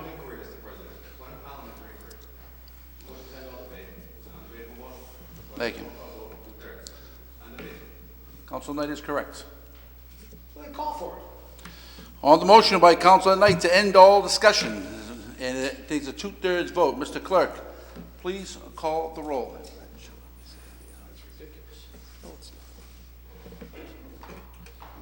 Counsel Del Russo. Yes. Counsel Falco. No. I second the original motion, not to stop the debate. It's not a rubber stamp. Counsel Knight. Yes. Stamp. Counsel Curran. No. Vice President Marks. No. Counsel Scarpelli. No. President Carviallo. No. 2 in the affirmative, 6 in the negative, motion fails. Councilor Del Russo has the floor. Mr. President, I had the floor before that, Mr. No, Councilor Del Russo, you, No. You said it was undebatable. You said it was undebatable. Councilor Del Russo had the floor when we were asking that question. Thank you. Councilor Knight, do you have any more to add? That was my motion, Mr. Thank President. you. The motion fails. Councilor Marks, do you want to add anything? I do, mister. I have a question for the superintendent. speak. Are we here tonight Speak. to discuss? The superintendent came up here, took his time out of his busy schedule. no one's- to no come one up is here. denying you We're your having- opportunity to speak. We're just trying to deny Right. freedom I of was speech. not trying to deny you. The board spoke, and The you were board able spoke to is speak. right, and I'm thankful for my colleagues that know what this legislative process is all about. You have the floor, Vice President I know I Marks. do. Thank you. Keep them interrupting. And I want to thank my colleagues You're that welcome. had the gumption, Mr. President, to allow this dialogue to keep going on and not be rubber stamps. Mr. Superintendent, are you willing to put together a priority list, as Council Longo-Kern mentioned, of, in the SOI? It seems like this is an ongoing, fluid discussion with the state. Are you willing to do that? I think that the school committee would meet to talk about that, and, and we could sit together, because I'm not going to speak solely for them. They have a right to determine what they would consider priorities within this list, and they're not going to meet for another 2 weeks. And so I think that slows this down. This is due in a very short period of time into the state, and I think that we can always send you a priority list afterwards, but, the things we would prioritize in our discussions with the state. But I think you should allow us to go forward and to get this going. I mean, it doesn't hurt. You're not committing anything in terms of money. You're just allowing us to submit an application to the state so that we can be heard with their team that evaluates issues and thing. And they won't even get to us for a couple of months, I'm sure. They won't even get to us for a short period of time. But having said that, we have to be in, because there are other communities going to submit as well. And if we're not in, we don't get any consideration. So I think I'll be happy to bring that up with the school committee to give you some sort of what they consider priorities within this list. But I don't think you should stop it tonight. Mr. Superintendent, if I could, and I don't think anyone behind this railing, and I'll speak for myself, was looking to stop this tonight. We were looking to ask questions, Mr. Superintendent. Okay. And, that's not confused questioning with being in opposition. It's part of the process. It's part of the process. I know this is an early step, and it's the first step, and now we're hearing April 7th is the deadline. No surprise, not for you, but no surprise to this council, because we're always presented with, oh, the deadline's next week. Make a decision. You can't table it for a week because the deadline's next week. So we're always presented that way.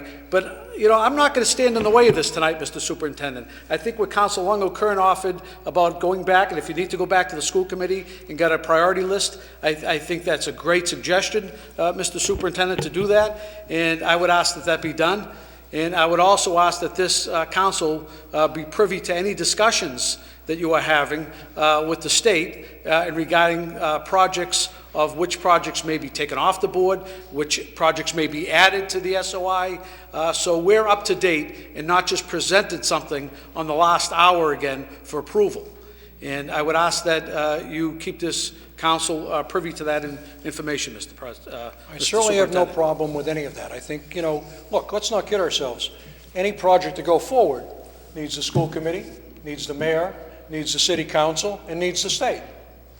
So there's a lot of deliberation that's going to have to take place and a lot of prioritization that's going to take place.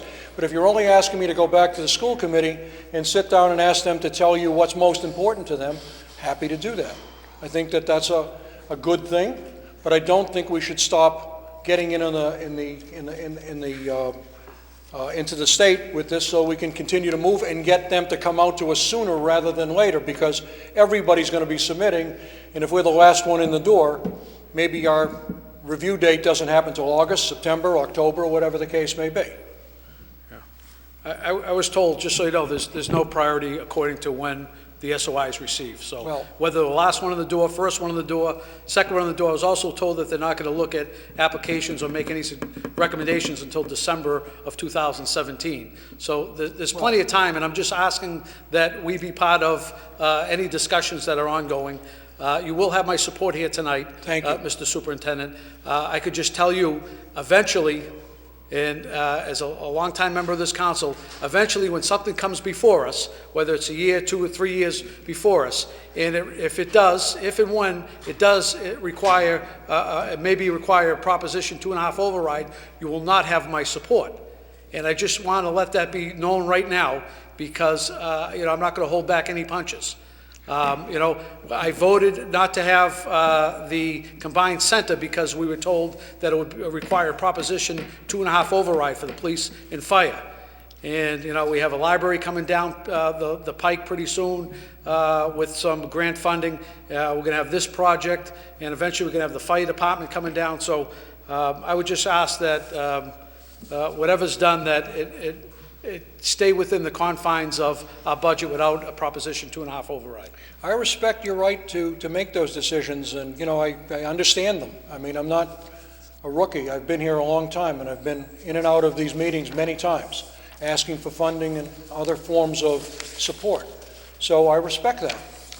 But it's important that you know your options, and that's all I'm asking you to know. Know your options. Thank you. Council Marks, you finished? Thank you, Mr. President. Council Dela Russo. Thank you very much, Mr. President. And thank you, Mr. Superintendent, for your leadership and your clarity and your foresight. The way I understand this request, it is to get us, as you've presented, into the door and to have items for discussion on the table for us to see what can be funded and what we can receive help with. I'm all in favor of a priority list from the school board.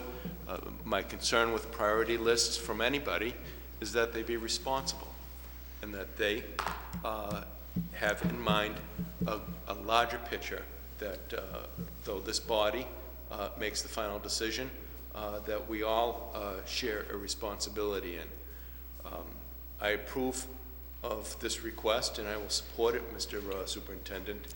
I must say that I hope that when we get into further discussion on how or in what way some of this money and some of these grants might be directed, that we're able to address some of the money that we've spent in the past on the same thing several times. It seems as though we're chasing leaks in those roofs and replacing them and spending hundreds of thousands of dollars on those roofs in a frequent manner. I'm concerned about that, and I hope we can get to the bottom of the top of the building. And so I think I've said enough, and I think perhaps we've heard enough tonight. And so I'd like to move approval, Mr. President. Thank you. Mr. President, just one quick thing to Counselor, if I may. Just that we did an infrared study of the high school roof. We will repair those things that need to be repaired for about $25,000 this summer. Okay, that's about all we need to do. But the long-term renovation or repair or reconstruction of the roof is 5 to 6 years out. And, you know, if we were to take it to the end. So that's really where we're at. We had a couple of very difficult snow periods a few years ago where shoveling was required on the roof to avoid collapse and the like that may have done some damage in certain areas, and we need to repair those. But other than that, the roof's got another 5-6 years. Thank you. Councilor Longo-Kern. Thank you, President Cariello. Through the chair, just want to ask for clarification. So we're asking for a priority list, and we're asking, I mean, I guess it would be a good compromise. Are we asking to keep the document as is and then put the priority list in there? Did you state that, Councilor Marks? Put the priority list within the application? Well, we could do with that, or can I have my mic on? I thought I heard you say that it will be within the document. We could put in the document, or the superintendent says he sits down and meets with the state, so I have no problem with him presenting the priority list. So it doesn't, I don't care about the avenue it gets to the state. Okay, yeah, I just would like to add that our priority list that is drafted within the next week or two even be added as an attachment to the application, so that the state knows, yes, we're looking for everything, but these are our top, whatever it might be, 10, 11, 12 things that we need done within the next 5 to 10 years that we're going to be putting money forward anyway for, and we would love, you know, some state reimbursement. I think that I'd just like to add that to the paper. And I'd also like to just point out that I think I heard that this document maybe was produced in September, and I think the school committee voted on it on the 6th of February, which was a month and a half ago, and for some reason it came before us tonight with only a week or two left before it's actually due. So in the future, it would be nice to, obviously the school committee has the right to review and to discuss first, but a little bit sooner so that maybe we could prepare a little bit more. We got it on Friday. I think a lot of us review our packet over the weekend, leaving us only a couple days to form questions, do research, make calls, and get the questions we want answered before we have to vote on it. And it always just feels, not just, no offense to the superintendent, but no matter what we're presented, half the time, especially if it's something important, we're giving it the week of, and it's just not the right way to run a city and to be transparent with not only us as the people who are elected to make the votes, but to the people who are electing us, who are going to come and ask us the questions, or who ask us the questions after they hear the meeting. So I think just think in the future, and I'll say that all the time, and whether or not it happens, highly unlikely, but I think it's extremely important to be more transparent and to give the city council more time for review. Thank you. So, Mr. President, if I can just respond, I mean, I feel I have to. The document you're referring to in September was a different document. That's the capital plan that came from the mayor, through the school committee. The document you have in front of you was approved by the school committee on February 6th after a committee of the whole meeting that they had the week before on that, and you received it, tonight because, you were busy dealing with other capital considerations, in particular with the police station and other things like that, so that it confused those two items. But the reality is that that's the two things. And the other point I guess I would make is that the state has a form. We filled out the form. You don't add to the form. You know, we'll be happy to provide that priority list to them, but the form is the form. That's what you submit. You don't add things to an application that is not required. I think that would be not consistent with the way you make a submittal. But certainly we respect the right, that the council has asked, and we certainly will honor that, to come up with a priority list, provide it to you and provide it to MSBA as part of the discussions that take place. Thank you. Councilor Dela Russo. I would, my point was to be in support of that priority list attachment, in so much as it doesn't act as a hindrance or as inappropriate in that forum. I trust that the superintendent, through the process of meetings, with the authority, and his presence and his negotiating skills won't lead us to be bamboozled. Thank you, Councilor Della Russo. And Mr. Superintendent, I thank you for your leadership. Our technical school and high school has moved forward in the last few years under your guidance, and I hope to see it continue moving forward. Thank you. Thank you. I think we have somebody that wants to speak in back of you. Okay. Excuse me, Mr. Penta, the gentleman was first. Name and address of the record, please. David McKillop, 94 Rock Glen Road. I was listening to all the conversation tonight, and I guess being a business person, I'm all about planning. And it seems to be that for whatever reason, we're struggling with planning. One of the things that really strikes me as curious is the MSBA. The MSBA was presented. Now, when it was presented is the question, because if it was presented 2 months ago, 6 months ago, a year ago, then you may have had the opportunity to actually get more information a lot sooner. So that should be a question that should be asked. When does the MSBA turn around and say, hey, when does the door open? Mr. Superintendent, can you answer the gentleman's question? The MSBA opens up a window for statements of interest in January and then expects it to follow through by the April date. They actually pushed it out a little bit this year. Normally it's in March. But they open up the window for the SOIs in January. Okay, thank you. So that's the first thing. So if it's being opened up in January, the meeting is being done in February, the finalization is then, now it's March, April, really the window is much, much smaller than you might actually anticipate. So the question is answered in the respect of how to plan this better. So now, to be proactive, the next time the MSBA opens up, I think as a city council, I personally, if it were me, would say, hey, the next time this opens, we want from day one to know when and how and what we need to do. We want to be part of that. So when the school committee goes into the committee of the whole, the discussion is made, you're already aware something's going to be coming to your desk, and I think that would help. To me, again, looking at a business perspective, I've been in business for 14 years. My business needs a facelift, really, really bad. So if you guys want to help me with that, please contribute. But in order to do that, 4 years ago, I had to start planning for this coming year, not 2017, 2018. 4 years ago, I started to put that plan together. 4 years ago, I did a cost analysis. 4 years ago, we started to meet with people that could help us put this project together. This year, we're meeting with a designer who's going to take an entire year to put this together. So I don't understand how we're, looking at the police station, the fire station, the high school, and we're saying, oh my God, the world is coming to an end today when this has been happening for 10, 15, 20, 30 years. So the other thing I ask is, where's the plan? We just heard that it would be 5 years out for a new roof. Where's the plan? Do we have a plan in front of us? Do we know how much it's going to cost in 5 years? Have we started to map that out? Are we planning for that? Secondly is, if we're going to get 40 more years out of this high school, okay, what's the plan in 40 years? What's the new high school? Let's be visionaries and let's try to figure out how we can make this happen in the future for all of the people that are voting for you and all the people in this community. Because I look at Medford as a gateway city. Cambridge is maxed out. Somerville's maxed out. This is the next city on the line. You want it to be Medford, or do you want it to be Malden, or do you want it to be Everett? I think you guys really have to take a look at that and start planning ahead and putting your best foot forward, because if you don't start investing now, it's going to catch up later on. Thank you. Thank you.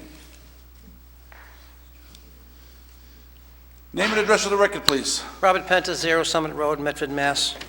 Former member of this board. With all due respect to the superintendent, I appreciate the fact that he was here.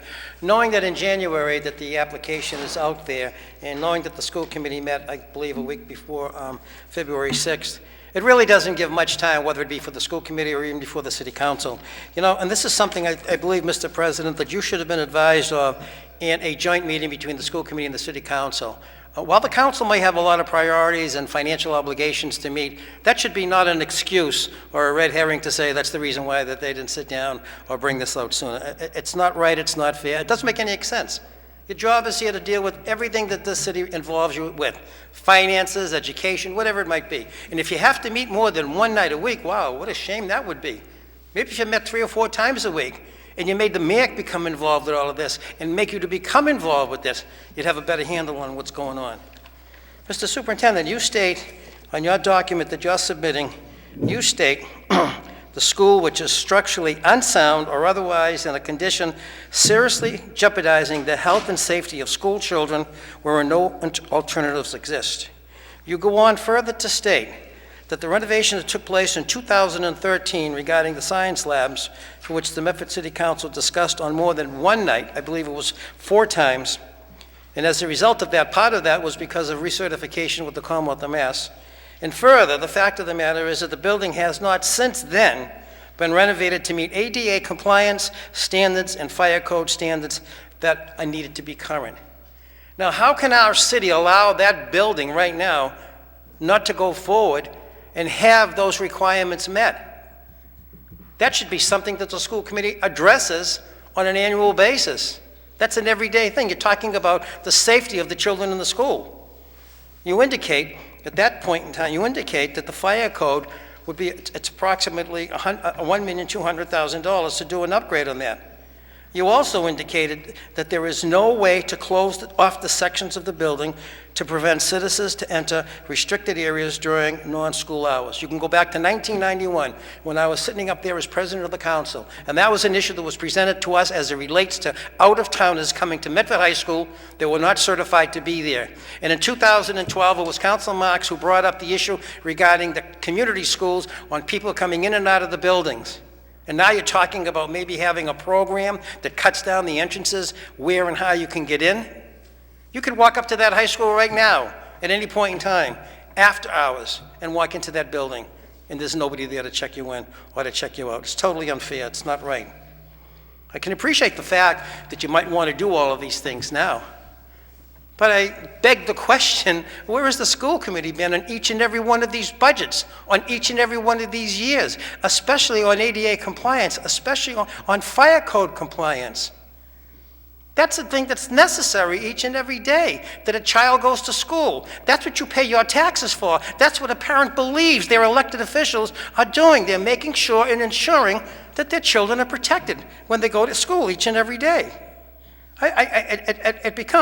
Mr. Belson further stated, with all due respect, that in next year's budget, he's going to put a dollar amount in there for school renovations or school upgradings, whatever it might be.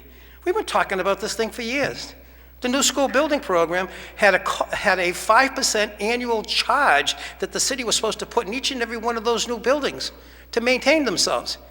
And now, Councilor Caviello, Mr. President, it's well over $1 million. The buildings are less than, they're going on 14 to 15 years. We're right back to where you were in the beginning. It's the reason why you had to build new schools, because the maintenance didn't take place.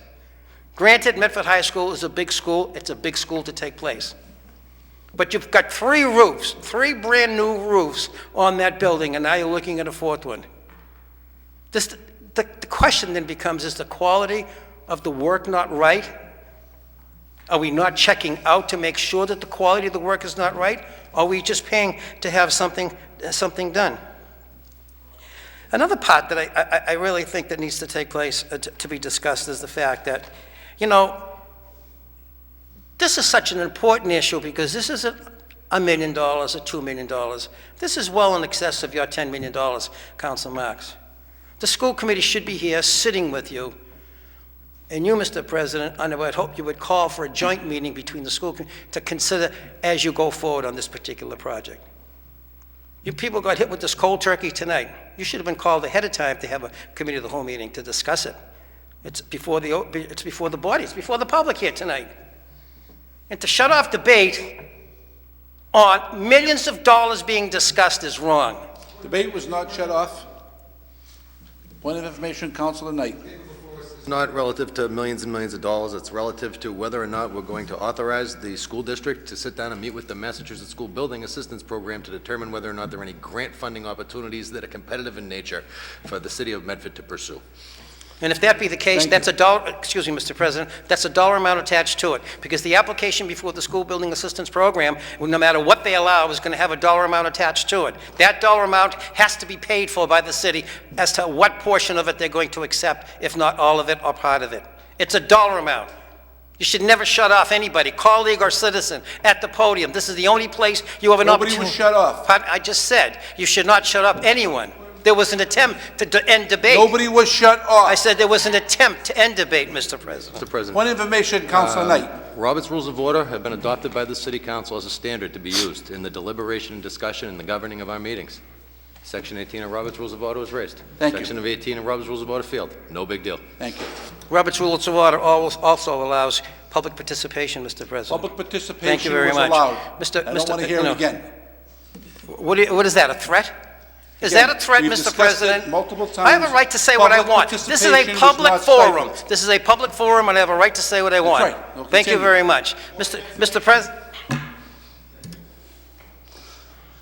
Councilor De La Russo. This is a meeting of the Medford City Council.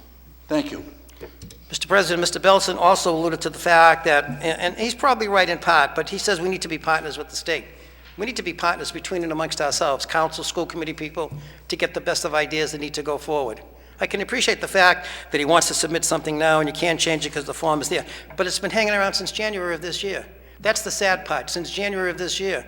School committee allegedly only met once, if I understand that correctly. And if that be the case to discuss it, they probably didn't have the same opportunities, and I don't know. Maybe the superintendent presented what he thought the priorities might be. I don't know. None of us know, because we haven't had that opportunity. That's why not having joint meetings with our other legislative body hurts the process that's before you.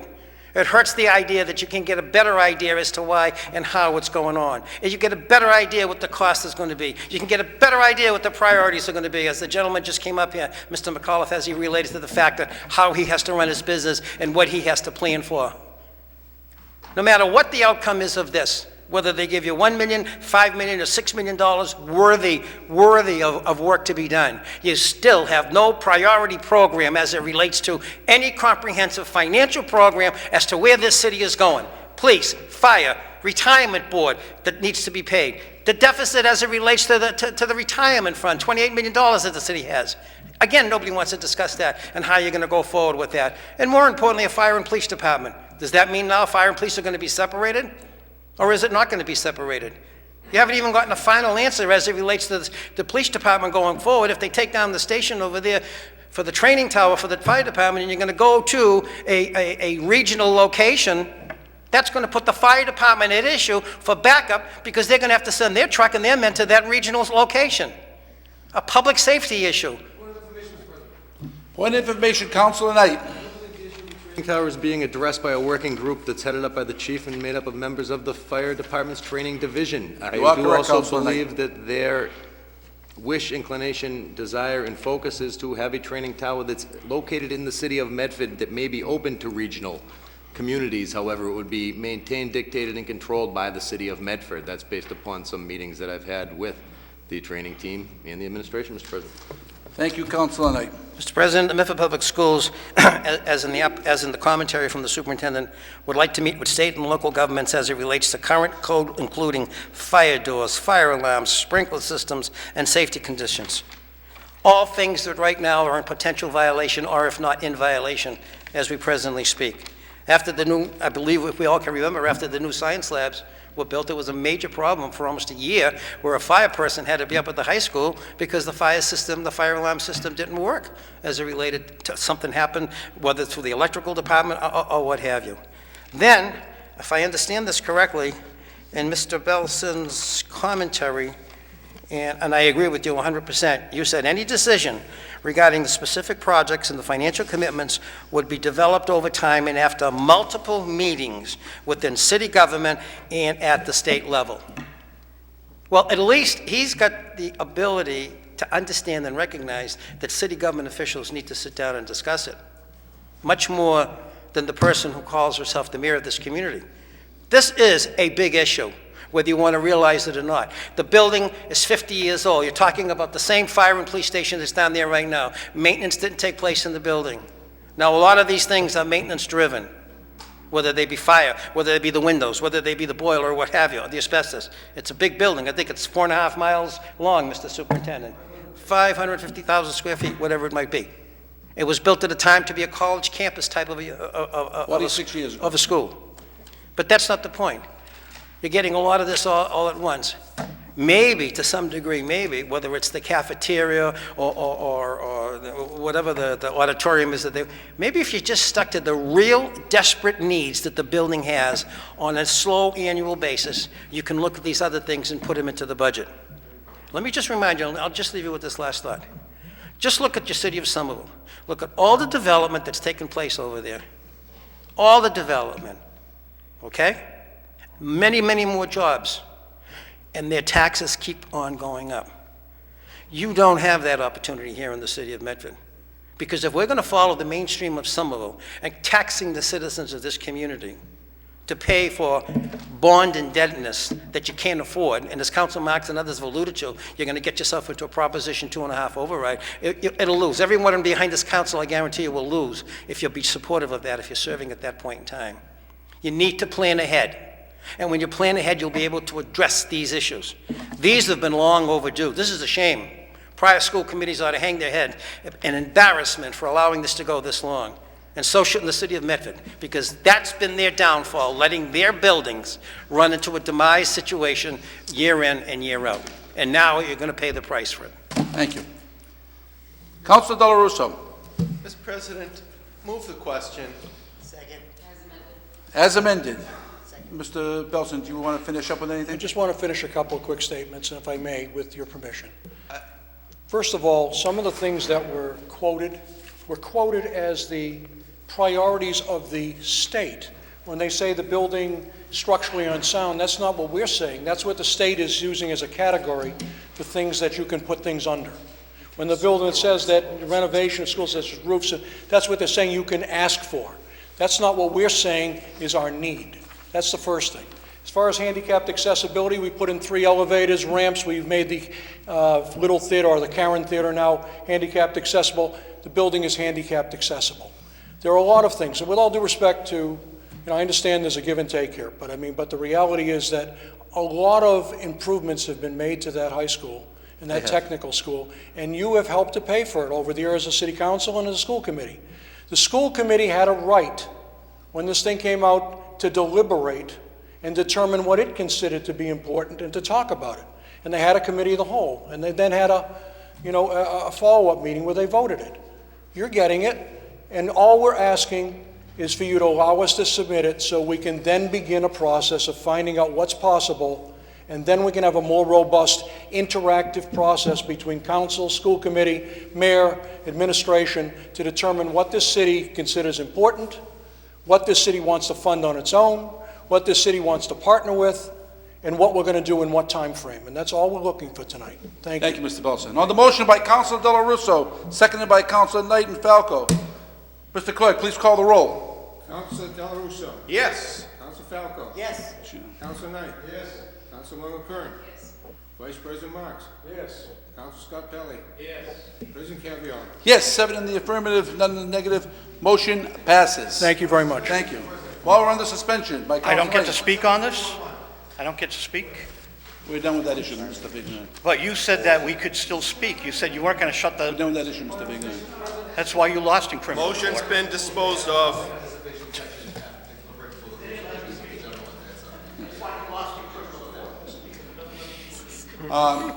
Excuse me.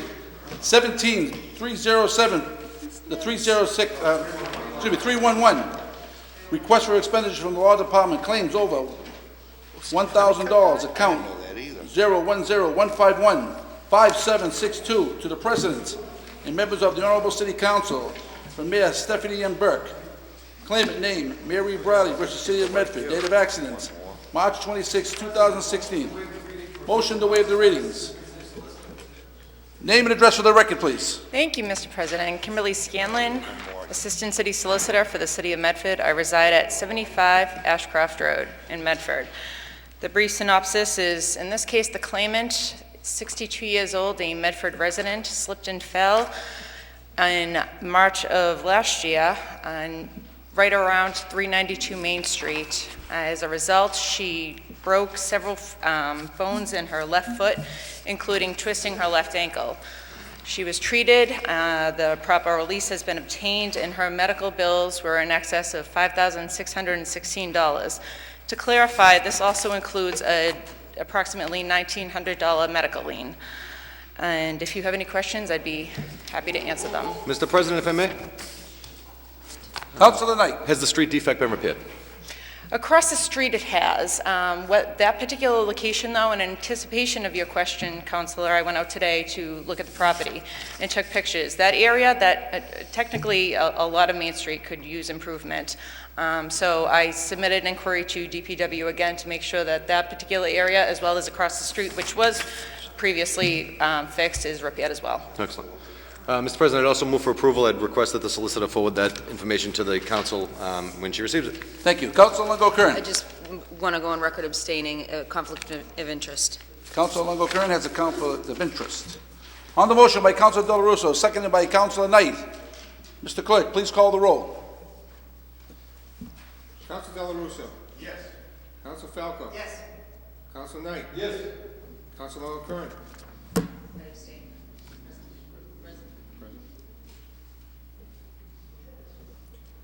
Vice President Marks. Yes.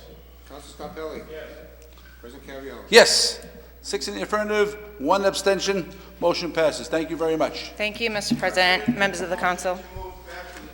Motion by Councilor Del Russo to move back to regular business. Hearings. 1700, grants of location, Medford, Massachusetts, City Clerk's Office. You are here notified that by order of the Medford City Council, public hearing will be given in Harwood Alden Memorial Auditorium, 85 George P. Hester Drive, City Hall, Medford, Massachusetts, 7 o'clock p.m., Tuesday, March 21st, on a petition of National Grid for permission to the locations of mains as hereinafter described for the transmission and distribution of gas in and under the following public streets, lanes, highways, and places in the city of Medford, and the end of pipes, valves, governors, manholes, and other structures, fixtures, and motion by Council Knight to waive the reading. Is the applicant here this evening?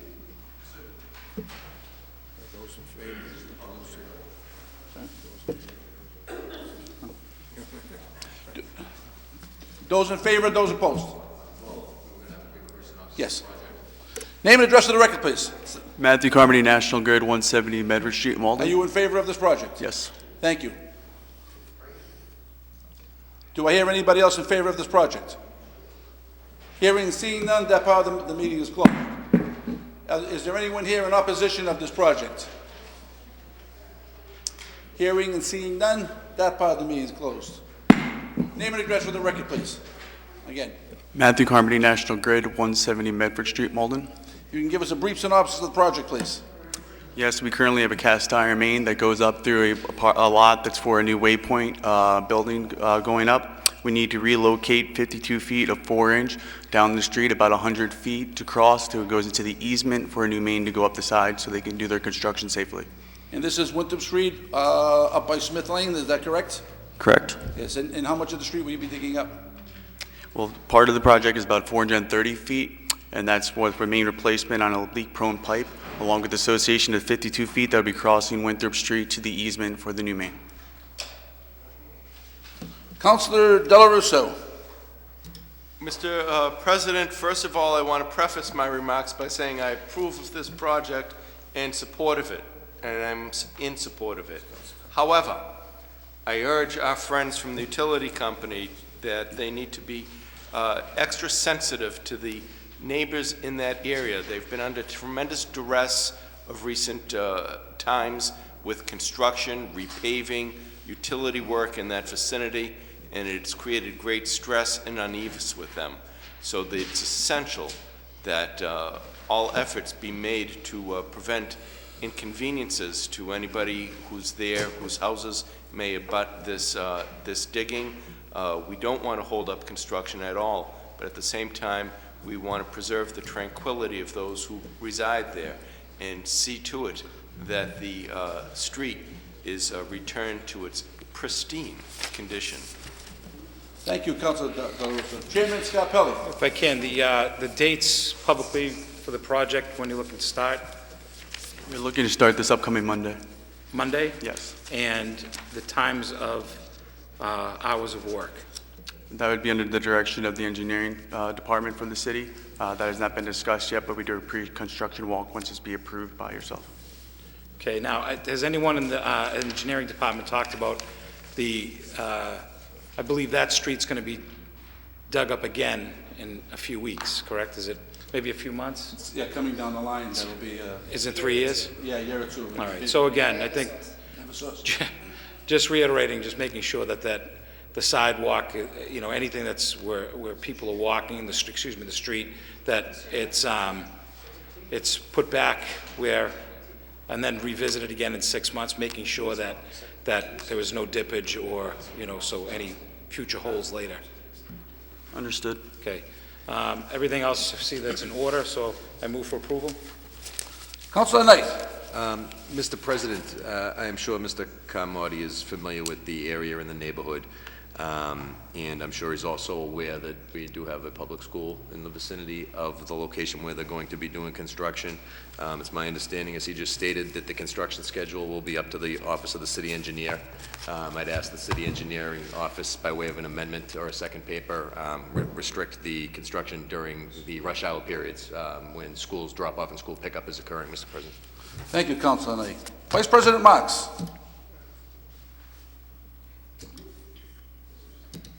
Thank you, Mr. President. Will there be any limitations for people using their driveways?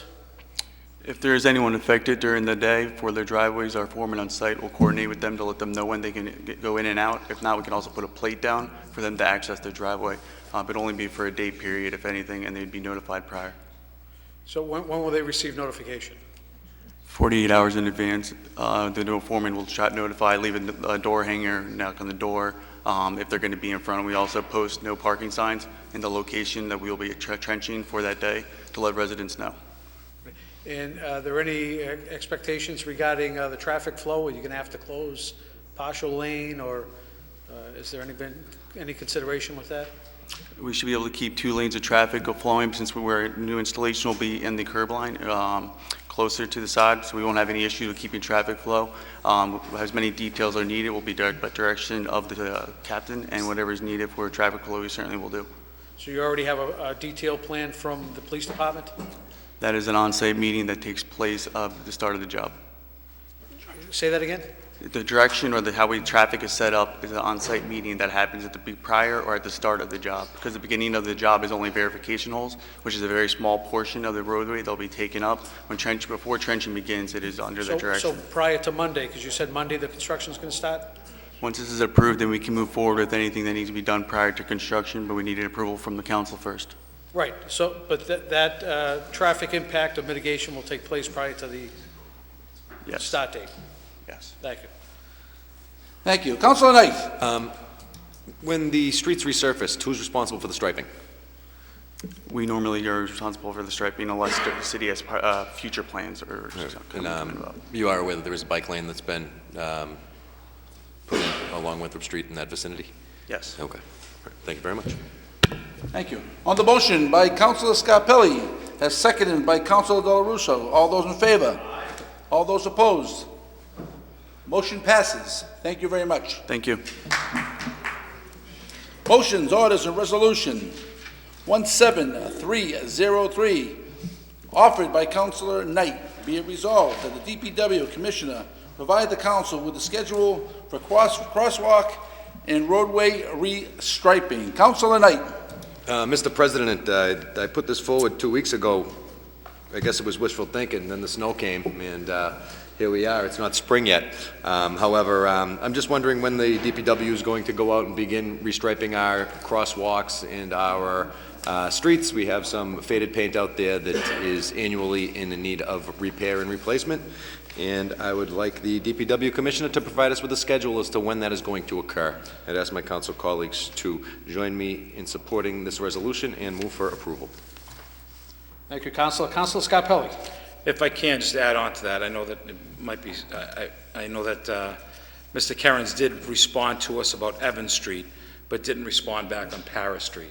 So if you could just reach back, come back to us with a response on the repaving of Paris Street. Thank you. Thank you, Councilor. Council President Caviello. Thank you, Mr. President. Mr. President, I know this is a topic of yours with the thermoplastic painting. During this year's MMA show, I went there. I had an opportunity to meet with the company that sells the thermoplastic painting, and I met with some other city officials who have done the thermoplastic painting. Not on all the lines or anything, but they have at least done the crosswalks at different schools and different places. And they said that the thermoplastics last 5 to 6 years, and it's been a win for them. And I'd like to see us do that again this year. I know you've championed this for many years, but again, I think it's something that it should be done. The company even said they would come down here and do one for free to show us how it would work, and I think we should take them up on it. And I say at least to do the crosswalks at the schools and different things like that. You don't have to do the whole city with them. And I'd like to amend that. As amended, on the motion, if I just could add, Councilor President Caviello is absolutely correct. The thermoplastic crosswalks are highly reflective, they're slip resistant, they have a life expectancy 4 to 5 years, and they're cost effective in the long run. Bill Orica said 6 years they've gotten out of this. 6 years. The state uses them for the state highway and many of their projects. So it's a very effective and efficient way of laying down a painted crosswalk without the upkeep year to year of repainting. So on the motion by Councilor Del Russo for approval, as amended by Councilor Scarpelli, as further amended by Council President Caviello, all in favor? Aye. Opposed? The ayes have it. The motion is adopted. Thank you, Mr. Vice President.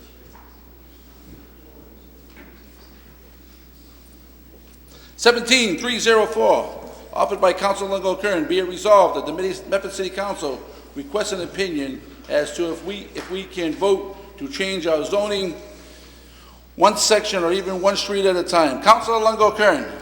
Thank you, President Carviello. This is something that a number of residents and I have been discussing, along with, I believe, a few other prior councilors, and something that this council is beginning to discuss and have meetings on in subcommittee. After doing some research with regards to how Somerville is handling their zoning changes, I read a few articles on it, and it sounds like they started their process about 2 years ago, and the last I read, sometime this fall, they were still working on it. So they're actively working on it. They've had community meetings, they've had subcommittee meetings, they've created a committee to review their zoning in its entirety.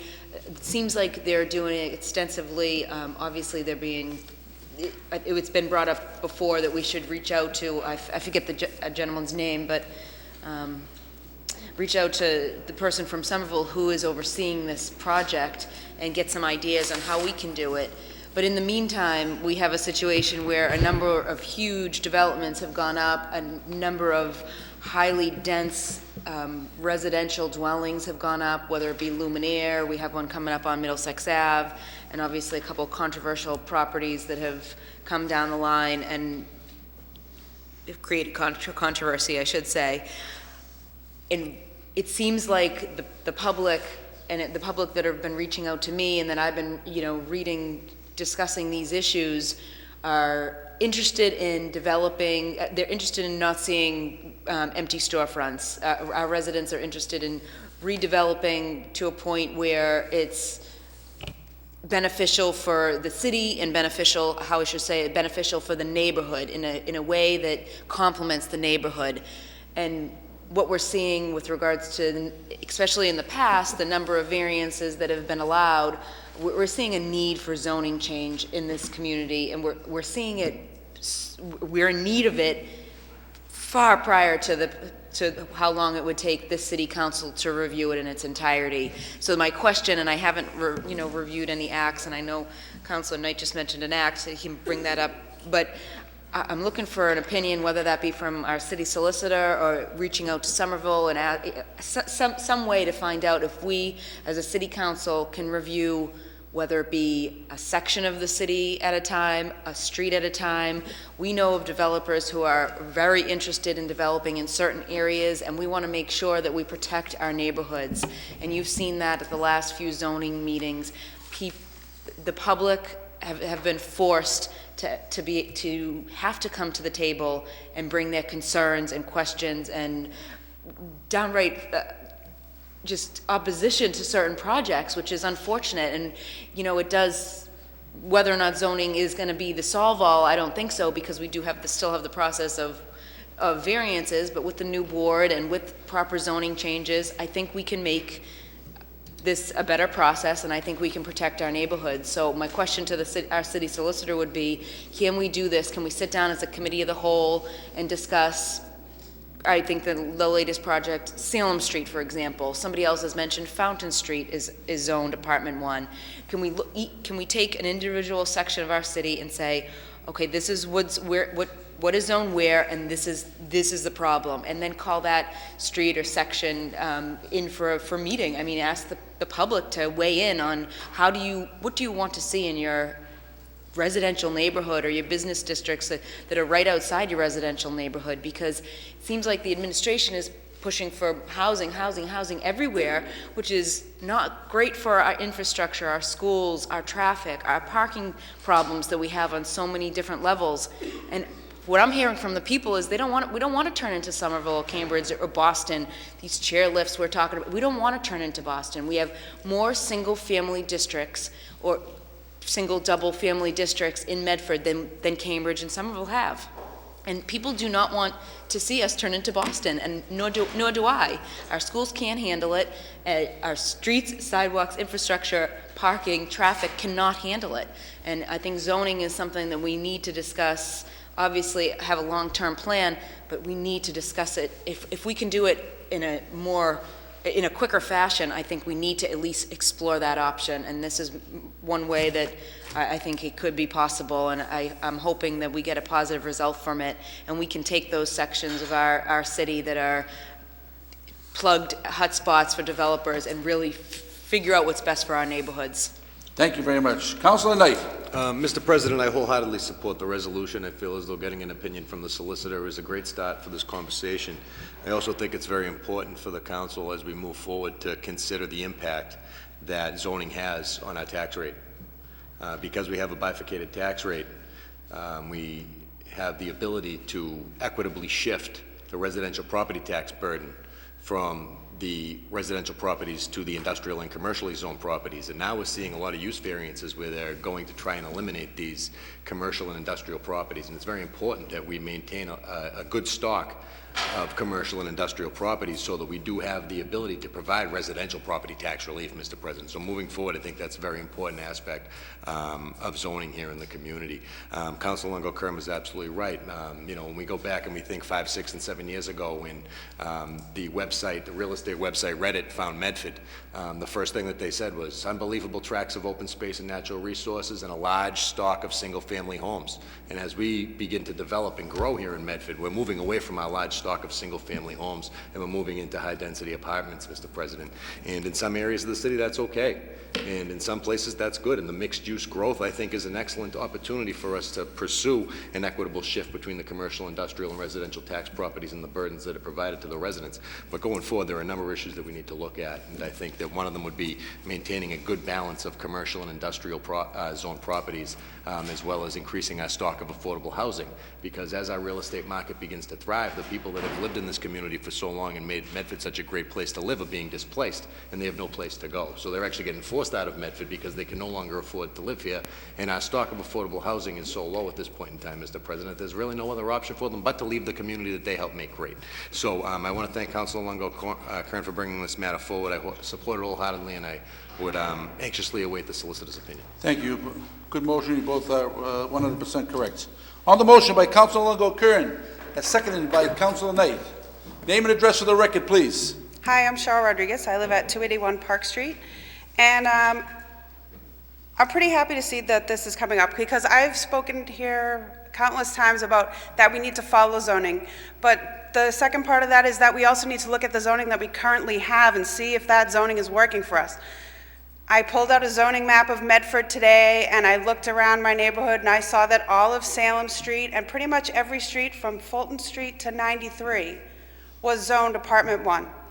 And as I drove here and took 10 minutes to drive from Park Street to City Hall, which is pretty crazy because there's 4 blocks, all the traffic, I thought, can we really handle that many apartment buildings on Salem Street? In that area, with traffic, with the school, that's the largest elementary school in the city, and overcrowded? No, we can't. So we really need to move forward. I know that there's calls for hiring consultants, but that can take a lot of time.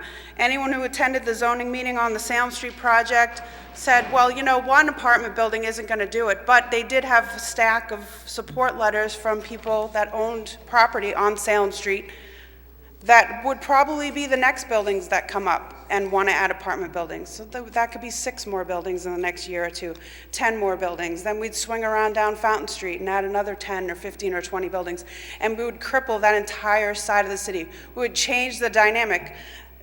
My parents have lived in that neighborhood for more than 15 years. It's a heavy owner-occupied neighborhood. I live on another side that's also heavily owner-occupied. More than 80% of Medford is owner-occupied. Shifting to more buildings where people are not coming out and talking to their neighbors is really not what Medford is about. And we really need to be cognizant of whether our quality of life is more important than just adding more buildings. Because when you add more buildings, they don't just drop tax money off at the city. They come with infrastructure needs. They come with costs. And do those costs exceed the tax money that we get? Because I know it looks great when it said, look, we got this much more tax money this year, but we really have to factor in our infrastructure costs as we see that we're short police and we're short fire. And I don't believe that these additional tax revenues that we're getting from the Lumieres or the, and I don't even want to say, but the Locust Street that hopefully will never happen, will not exceed the cost that they will add to our city. They'll diminish our quality of life, and we really need to think about that. Thank you. Thank you. Name and address of the record, please. David McKillop, 94 Rock Glen Road. Point to Councilor Knight. The being able to balance zoning is an incredibly important thing for a city to do because of the actual tax base. And having to be able to, or actually just being able to increase the commercial tax base so you can actually either balance or decrease the residential tax base is an amazing prospect for the residents of Medford. And I think any resident in Medford would be more than happy to accept that kind of a balance or that shift in being able to kind of offset the burden. Secondly, being an old retailer, there is a major shift for shoppers to get out of the malls and get into neighborhoods, back into what they call fabricated cities, as you see in Somerville and in Wellington and you know, up in, there's so many different places. So you really have to look at what we have. We have such great opportunity downtown, and maybe reworking some of these zones to actually structure a future for that. This would be an excellent downtown for something like that. To be able to take advantage of the 0.75 sales tax that you could take advantage of with additional restaurants and the hotel tax with the new hotel that's coming. You're really going to position yourself to be able to go back to what we said earlier, which is plan for much bigger projects and better ideas. But you have to have the vision to understand that, and you have to kind of try to fight your way towards that, because I'll tell you, you've got a waterway. Most cities don't. You've got such a proximity to Boston that most cities don't. You've got so many things working for us and in our favor that if we don't look at this and don't look at the rezoning, it's a missed opportunity for everyone. And I'm telling you right now, that's the opportunity to gain. That's the opportunity to look at, because that is where most people are gravitating towards when it comes to shopping, and they want that lifestyle. They want that hometown feel again. And, and I'm lucky enough to do business in a city like that, and that city does get it. And I can tell you the residents of that city, their tax burden year after year after year is constantly offset by people like myself and some other friends that do business in that city as well. And it's a great, great thing. So thank you. Thank you. Councilor Falco. I yield. Councilor Falco yields to the podium. Name and address for the record, please. Thank you. Jean Nuzzo, 35 Paris Street. I think it's no secret that I am extremely passionate about both Medford and its development. I am totally heartened to see this come before the council. I think it is one of the most critical responsibilities that the city council holds.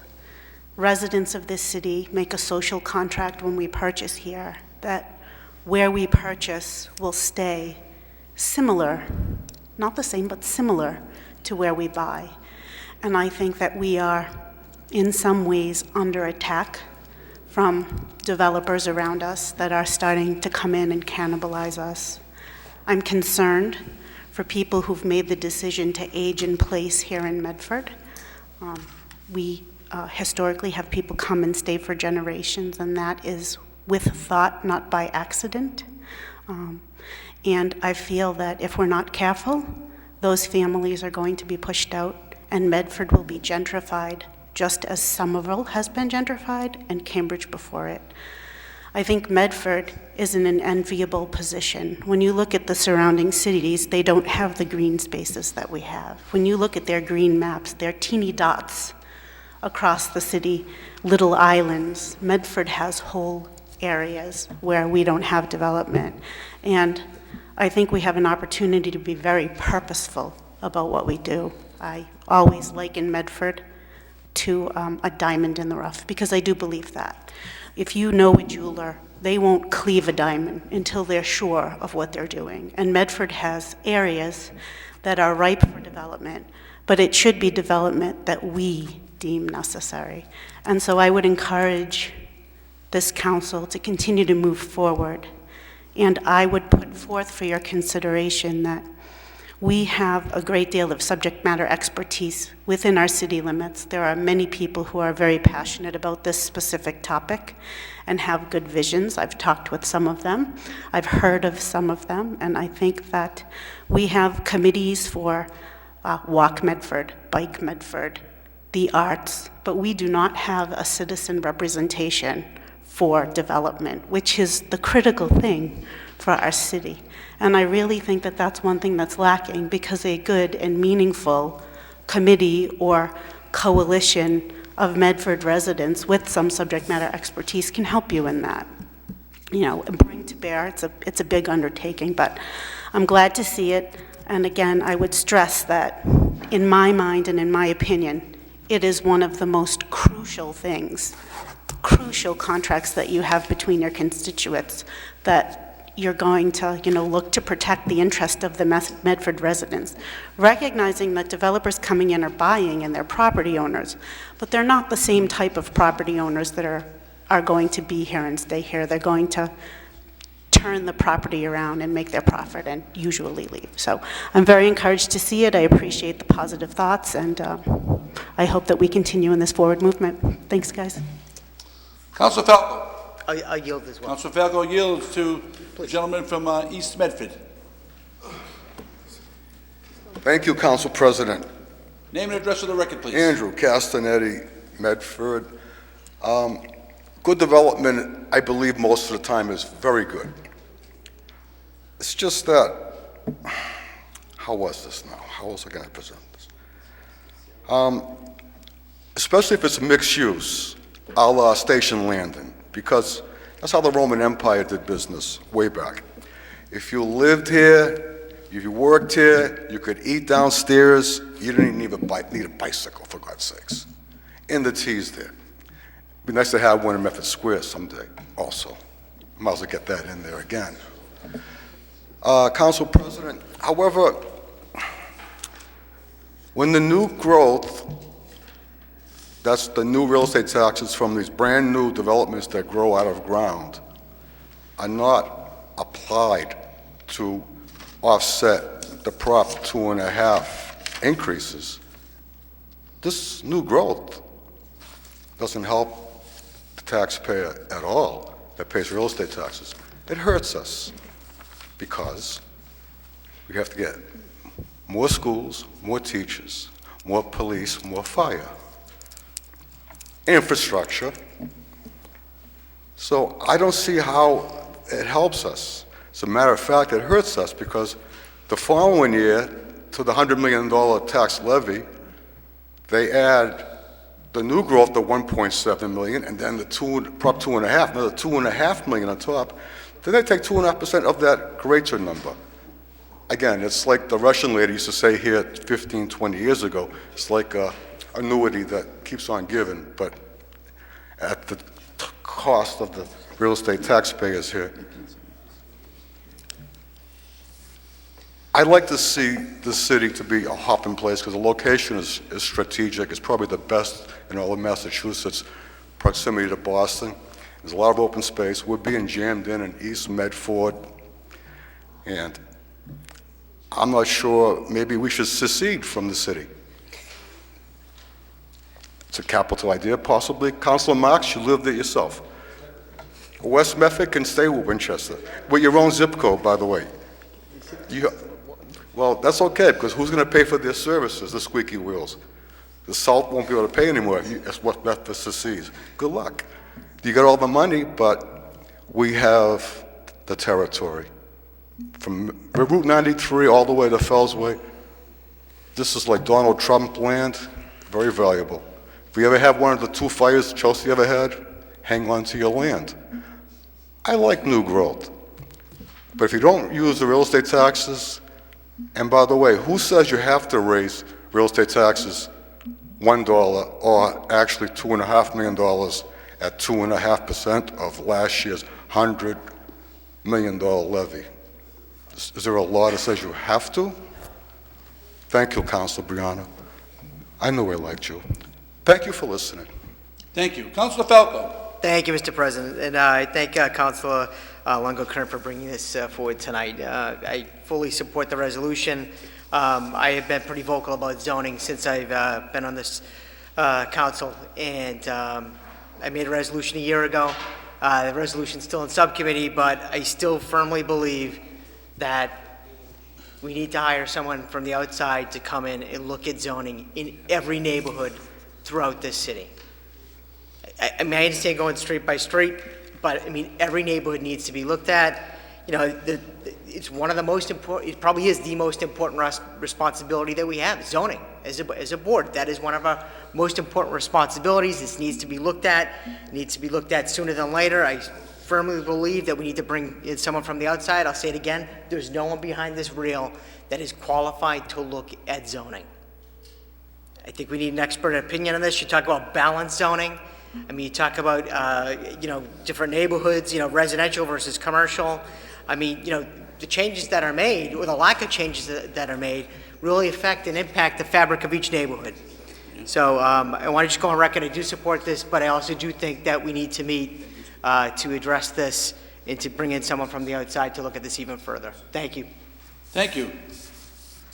Councilor Scott Pelley.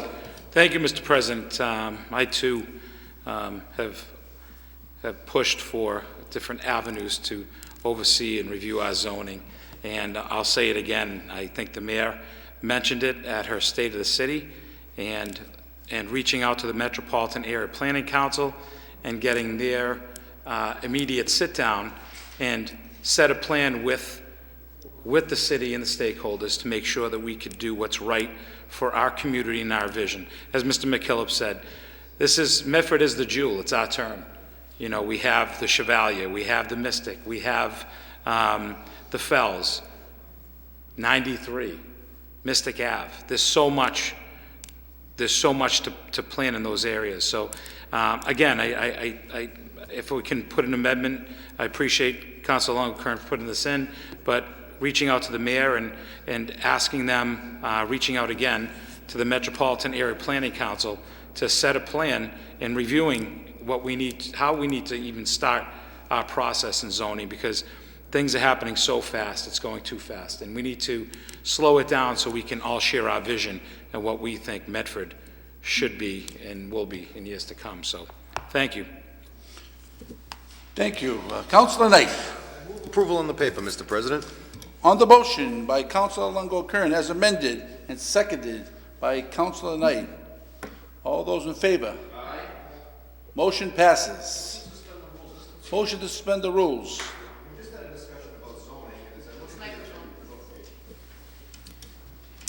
We just had a discussion about zoning. As I look at the agenda, Mr. President, we have a petition on a similar matter, 17307, a petition by Ms. Rodriguez, who was just up here speaking. And I think it might be in our best course to continue the discussion on zoning if we have two papers that are similar in nature. Ms. Rodriguez, would you like to speak now?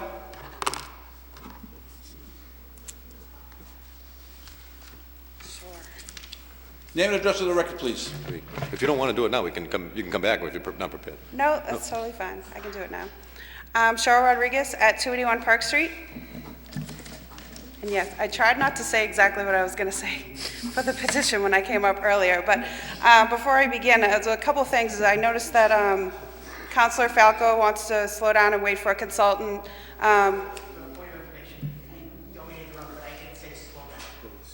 Oh, no, actually, Councilor Scarpelli slow down. You said to get a consultant, and Councilor Scarpelli said to slow down and get the mayor's opinion. Unfortunately, that doesn't help me. I wrote it down, it's an exact quote. I did not say get the mayor's opinion. I said the mayor mentioned at a State of the City that we would reach out to the Metropolitan Area Planning Council to get them involved to start dialogue to get us moving for zoning in our community. That's what I said. You didn't say to get the administration's opinion? Can we roll the tape Absolutely back? not. Because I wrote it down. Absolutely not. Point of order, Mr. President. Councilor Del Russo. Perhaps it would be helpful that when speaking in the chambers, one ought not to put words in another's mouth. Thank you. Thank you. If you could proceed. Thank you very much. Okay, so either way, either of those courses is not going to help those of us living in the Salem Street area because we are currently under siege. The first apartment building is on the block, and the line behind them is stretching all the way from Haynes Square to 93, and it's taking a turn down Fountain Street. I can't wait a year. I can't wait 6 months for a consultant to come in and go, wow, are you crazy? You can't do that, because there's already going to be 10 buildings already approved and ready to go because it's apartment zoned, and all they have to do is say, we'll do 3 stories, and they're good to go, because that's what the zoning says. This is an emergency. This needs to happen now. The Roberts Elementary School currently has 569 children, and just to put that into perspective, more than 100 of those students are ELL students that require extra services. So while the schools are built to hold 600 students, they are not built to hold 600 students where 100 of them need extra services in this and 50 of them need extra services in that, because those are extra spaces. So this is extremely important to me, as I have a 3rd grader in that school, and the largest 3rd grade in the entire city at 5 classes and more than 100 students, just in the 3rd grade, not including the ELL, not including the inclusion classes. So this is very important to me. This is very personal. But just to get back. So I think that we really need to consider this before we think about waiting for a consultant. This is one of the most important things that the city council is in charge of, is zoning. And when zoning is going well, zoning is virtually invisible. For years, the zoning in Medford was virtually invisible. A lot of people went in and they got their decks and they added their extra parking spaces, but all of a sudden, some developers noticed a hole and they came in and they're trying to fill us in. And so now we're paying attention. So we need to look realistically at what these neighborhoods can handle. When we saw the traffic loads at the meeting that I attended for Salem Street, they recorded more than 1,000 cars per hour going down Salem Street. Think about that. That's a lot of cars.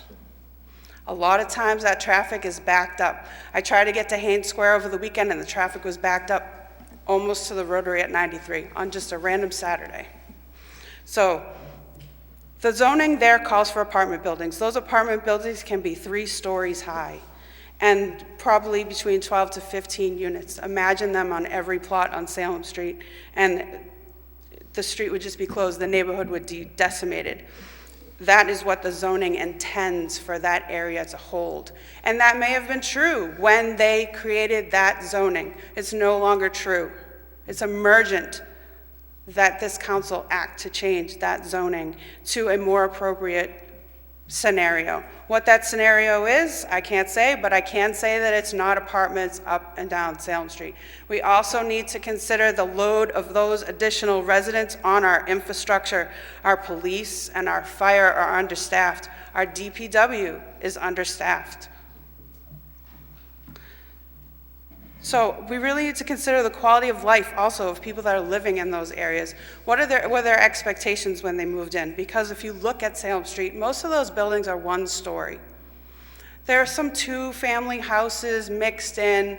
There's a couple of apartment buildings. More of them are closer to 93. These are not areas that we think of as high concentrated residences. So we're basically trying to overcrowd this side of the city if we now target this street to suddenly enact the apartment 1 zoning. We need to consider when we keep the zoning if our infrastructure needs can meet the expanding population that this zoning allows. I would say no. We can't support it. We're not going to suddenly be able to add 1, 5, 10% to our population and be able to have enough police and fire to support that. We know that it takes several months to train police and fire, but it also takes tax dollars. While we heard that these new buildings will bring 100,000, or I think Locust Street said they were going to bring $1 million in new tax revenue, 490 families would bring in an incredible amount of additional needs on the city. Even if they just had a small 10% children, that's almost 50 children added to the school system. Can our school system handle that burden? Can our budget handle the additional costs of those students? So I urge you to immediately look at all the streets that are zoned Apartment 1. Salem Street's not the only street. Fountain Street's not the only street. I'm sure there are pockets in other parts of the city. My map is pretty hard to read out the street names, so I could only pick out the ones that I recognize. This is coming, and this isn't just something that is going to maybe happen. This is something that is actively happening. People are watching to see if this project at the old Break Pro is going to be approved. And while it's great to see something different there as opposed to an abandoned building, we have to consider if the street can handle the load of buildings up and down the street.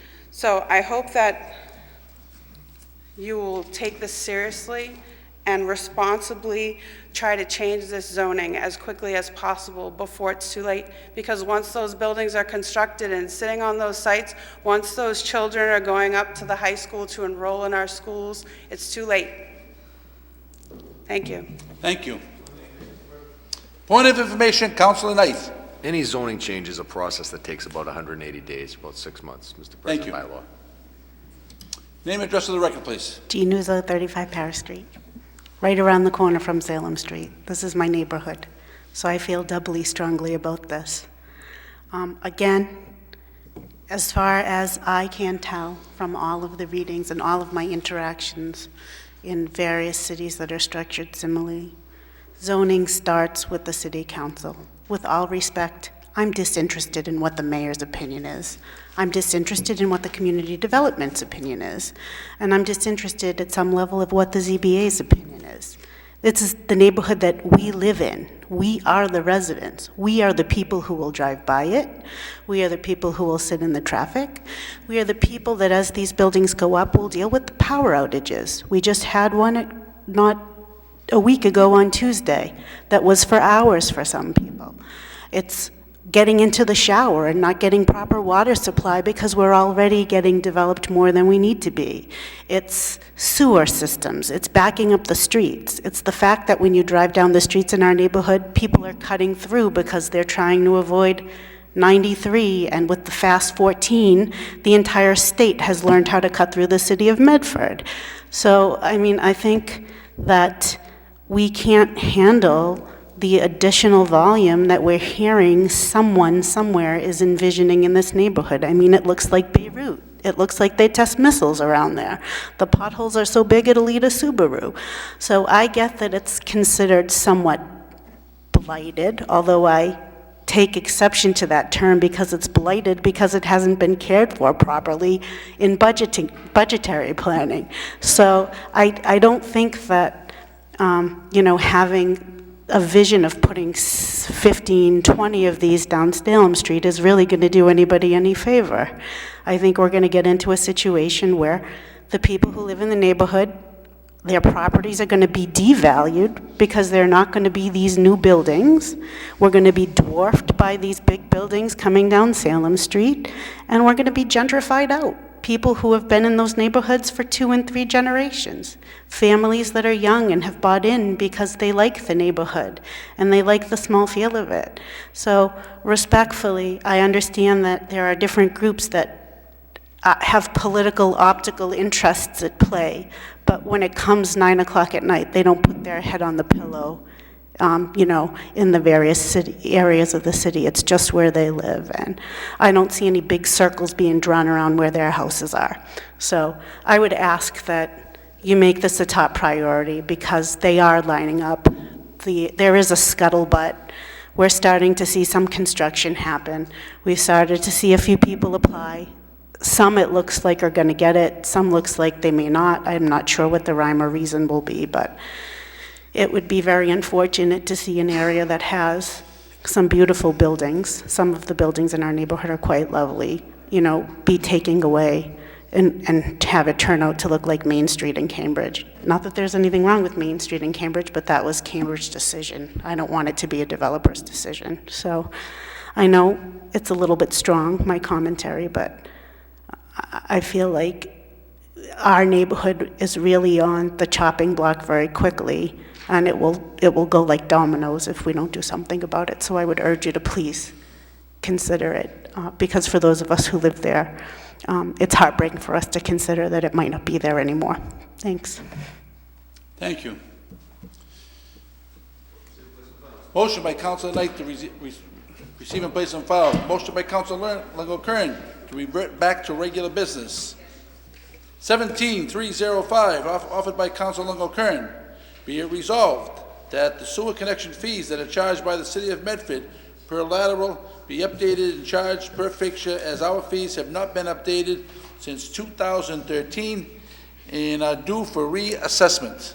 Councilor Longo-Kern. Thank you, President Carviello. This is a resolution I had on maybe 2 months ago with regards to connection fees, requesting an update from our city engineer, and I thank her for giving us an update. She did mention that they are due for a reassessment, so I asked that we look into, rather than a per lateral fee, we look into a charging per fixture. I believe our fee amounts are outdated by probably several years, and if we look at other cities and towns, they're doing it much differently and capturing more revenue than the city of Medford is. This is just one area that was brought to my attention that I've been looking into, and I think it's a good resolve and can definitely be a start to updating what we need to. I ask for a roll call vote. On the motion by Councilor Longo-Kern, seconded by Councilor Marks. Roll call vote has been requested. Vice President Marks. Just so I understand, this is a connection fee for new construction you're talking? Correct. Only new construction? Because... Thank you. I believe a sewer connection fee is for new construction, yes. Right, because as part of that paper you offered 2 months ago, Yep. we also asked if as a separate, I think it was a paper A or B, that if the Water and Sewer Commissioners were looking at a sewer connection for existing homes, and we never really got an answer on that. We got an answer that there is a sewer connection for new construction. Yeah, I mean, we can specify that for this can be for new construction, and maybe get an update with regards to any other, if a reassessment is looked at by our city engineer, that we get an update with regards to any other updates, or, any other updates or different assessments that she thinks are necessary. This is just one that I know. I read the City of Cambridge's ordinance, and it's very different than ours, and they're capturing on new construction much more that could go towards our infrastructure needs, especially in those areas that are being developed. Thank you. So we amend the paper to say new construction? Sure. As amended. Councilor Knight. Yes, Mr. President. I was wondering if the sponsor of the resolution could explain how more revenue is captured by changing the current situation, and whether or not she's spoken with anybody from the Water and Sewer Commission as to whether or not we would be able to actually capture more revenue, or whether or not it would be a zero-sum game.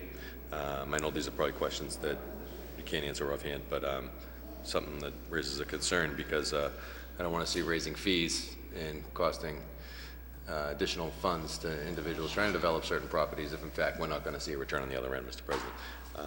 But for the purposes of the resolution, I don't feel comfortable dictating to the Water and Sewer Commission what approach they should take. I'd feel better having them present to us what our options are and then us making a recommendation. Thank you. Councilor Longo-Kern.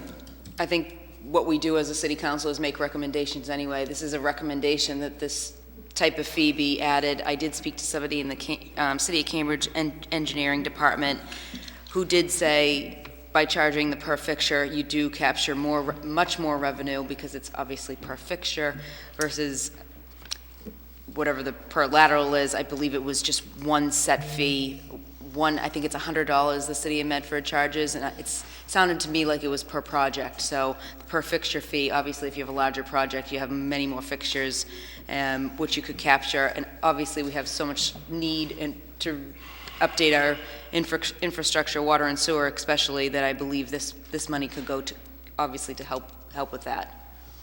Thank you. Name and address for the record, please. Robert Penta, 0 Summit Road, Medford, Mass. Former member of this board. I understand the resolution is adopted, but the question I would have is that why would you want to charge somebody a connection fee? Because right now you pay from your house to the middle of the street. So now you're saying that you connect to the city's lines for water and sewer, for which the city charges you for inflow and outflow of the water going through. We have over $8.5 million in a surplus account that they can't figure out how and where it should be spent as it relates to infrastructure and water sewer lines. Now, if you want to talk about doing that for a commercial piece of property, that's one thing, because they're digging up the street, and there's a linkage fee that's attached to it as it relates to it. But on single-family homes, two-family homes, or whatever it might be, you're already charging the homeowners, already paying for that hookup from the middle of the street to the house. So I think what you need is probably a further clarification as it relates to where it's going on that. And I think this begs the question. Where are you going with your $8.5 million in the surplus account? Where's the infrastructure? Where's the I&I that's taking place in the city? Where are the projects that have been sitting there that need to be addressed?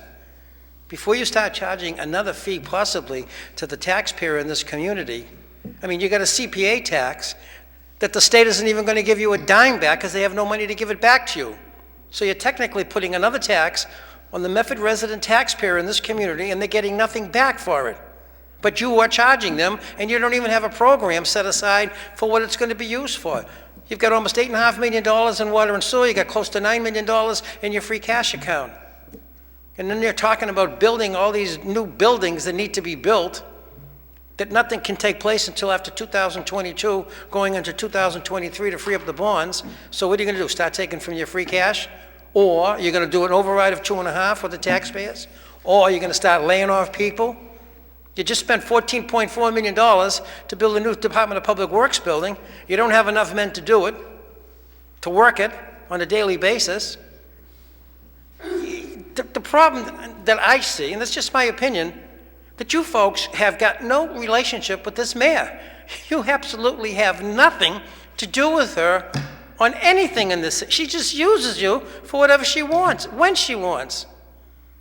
Listen, if this is going to be cohesive and a working relationship, you people need to put your foot down. It only takes 4 of you. 4 of you have enough intestinal fortitude to tell the city administration enough is enough. Because I'll tell you right now, you folks keep going in this direction, your election this November is going to have a different audience out there and behind this rail, because people are fed up with the fact that they're paying for something, they're not getting it, there's no cooperation, there's no fluidness, there's no transparency, and there's no honesty coming out of this building. Thank you. Thank you. Name and address of the record, please. Dean Nuzzo, 35 Paris Street. I'm sorry, I had a little trouble hearing. I wondered if I can inquire clarification. I heard that there's a linkage fee, but is there a purpose identified for that fee? Is it going to go into a city council account where you guys would be responsible to disperse the funds, or is it just general? The speakers went out, so I didn't. City council does not have any of their own private accounts that I know of. Oh, so it's just an additional fee? Yes. To me, it would seem like it would make more sense if you had the purview, If then there you is, could at please show it least to us. We'll be glad use to it for do that. like, sidewalks or crosswalks or whatever. All right, thanks, I just didn't hear. Thanks. On the motion by Councilor Longo Kern as amended and seconded by Councilor Marks, roll call vote has been requested. Councilor Della Russo. His absence. Councilor Falco. Councilor Knight. Councilor Kern. Vice President Marks. Councilor Scarpelli. President Cavallaro. Yes. 5 in the affirmative, 1 in the negative, and 1 absent. Motion passes. 17-309, offered by Councilor Knight. Be it resolved that the administration update the council on the status of the Community Preservation Act Commission appointments. Councilor Knight. Mr. President, a rather self-explanatory resolution. In short time, we've been able to pass the Community Preservation Act ordinance, which establishes the Community Preservation Commission, which is required by law in order to execute the goals and objectives of the Community Preservation Act. The administration opened up a period of applications, and that has since closed, and I'm wondering if she can give us an update as to what the status is of appointing that board so that we can get to work on some good projects in recreation and affordable housing and open space and in historic revitalization, Mr. President. Thank you. The motion by Councilor Knight, seconded by Councilor Falco. All those in favor? Motion passes. Motion to take hands in the hands of the clerk. I'll do those after. We allow them. Offered by Councilor Knight, be it resolved that the DPW Commissioner update the council regarding the Spring Street sweeping schedule. That was hard to get out. And it always is. It always is. Sweet sweeping, right? Mr. President, again, in line with the paper that I offered earlier in the evening relative to when the striping of sidewalks and roadways, crosswalks and roadways is going to be performed, I know that every spring we also have our what's termed the big sweep, and I believe it's supposed to start relatively soon, weather permitting. So I'm hoping that the DPW Commissioner can provide us with a schedule as to when it's going to happen so that we can help get the word out to the residents in the neighborhood so that they're not inconvenienced by any type of notification problems that may occur relative to the street sweeping program. Thank you. On the motion by Councilor Knight, seconded by Councilor Scarpelli. All those in favor? Councilor Vice President Marks. Thank you, Mr. President. I must say, even though the weather is getting warmer, that the last snowstorm that we had on Tuesday, the plow trucks, I got many complaints. They weren't plowing to the curb. And the next day, the city of Medford removed the restriction of parking on both sides, and cars were literally parking 2 or 3 feet from the curb itself because there was all snow there. And trash trucks, emergency vehicles couldn't get down many of the roads. And it maintains consistently a problem in this community about plowing to the curb. And I would just ask, as part of this paper, that we once again ask the administration and the DPW Commissioner to make sure that if we're going to have cars be removed from one side or the other, that the trucks plow to the curb so the cars have a place to park after the snow emergency is removed. As amended by Councilor Marks. All those in favor? Motion passes. Offered by Councilor Marks, be it resolved that the Medford City Council receive an update on the status of the property located at Maple Park Avenue, known as the Hegner Center. Councilor Marks. Thank you, Mr. President. If people are not aware, the Hegnan Center was taken over sometime back, several years back, and bought over by Bridgewell, which is a nonprofit company that provides services to the disability community. And this council requested that that property was given to the Hegnan Center for $1 back some many years ago, and when it changed hands to Bridgewell, and Bridgewell was looking to sell the property, we asked that the city solicitor meet with Bridgewell and state that because it was no longer being utilized for the purpose of the deed, which said it had to be used for disabilities, that it revert back to the city of Medford.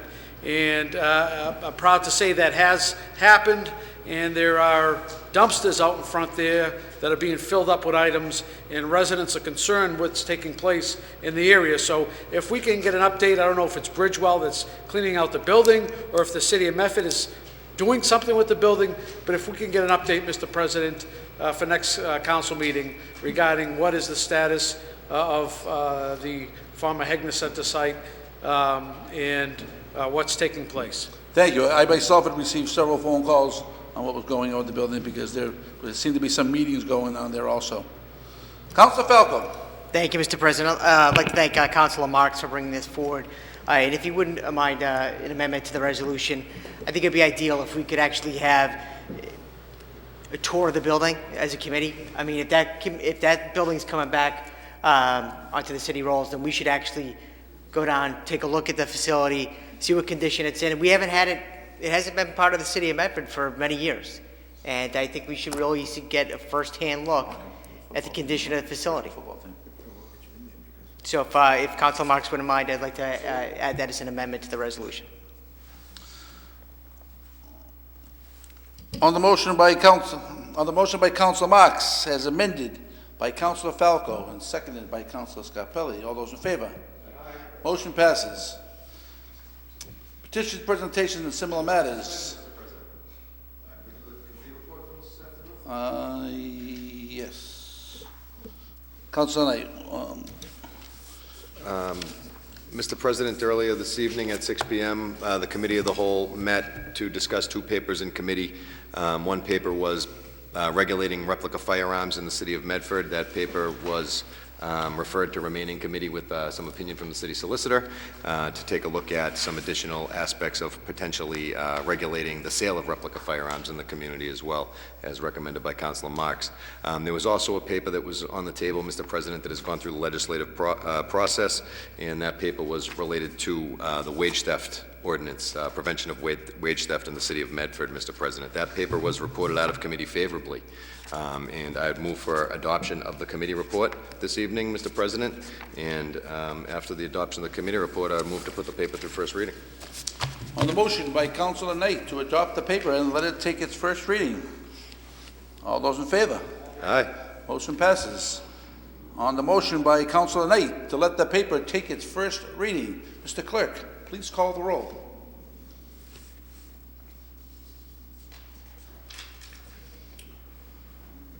Councilor Della Russo, Councilor Falco. Yes. Councilor Knight. Yes. Councilor Kern. Yes. Vice President Marks. Yes. Councilor Scarpelli. Yes.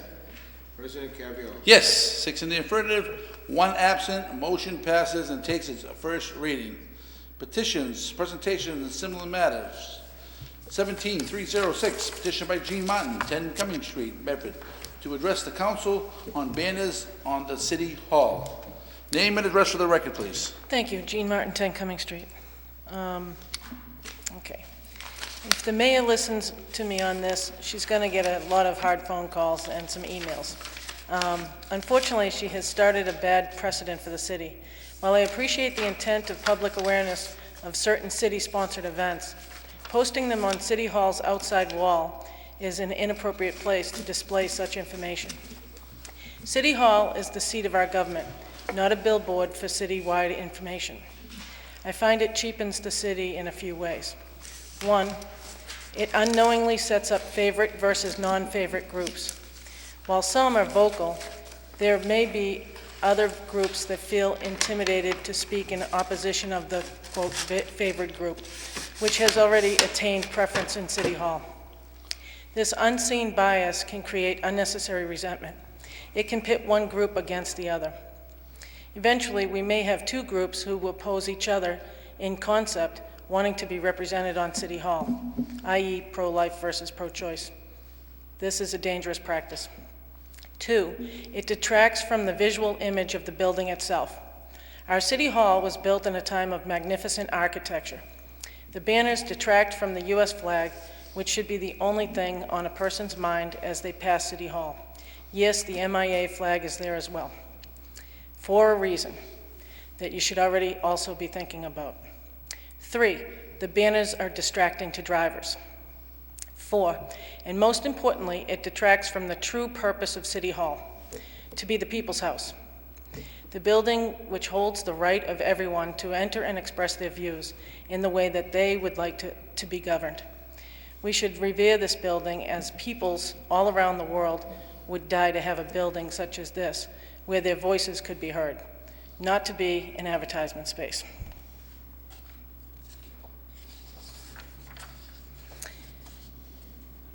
I understand why the gay community wanted to see the rainbow flag up on City Hall. It was simply for affirmation, which is an understandable goal.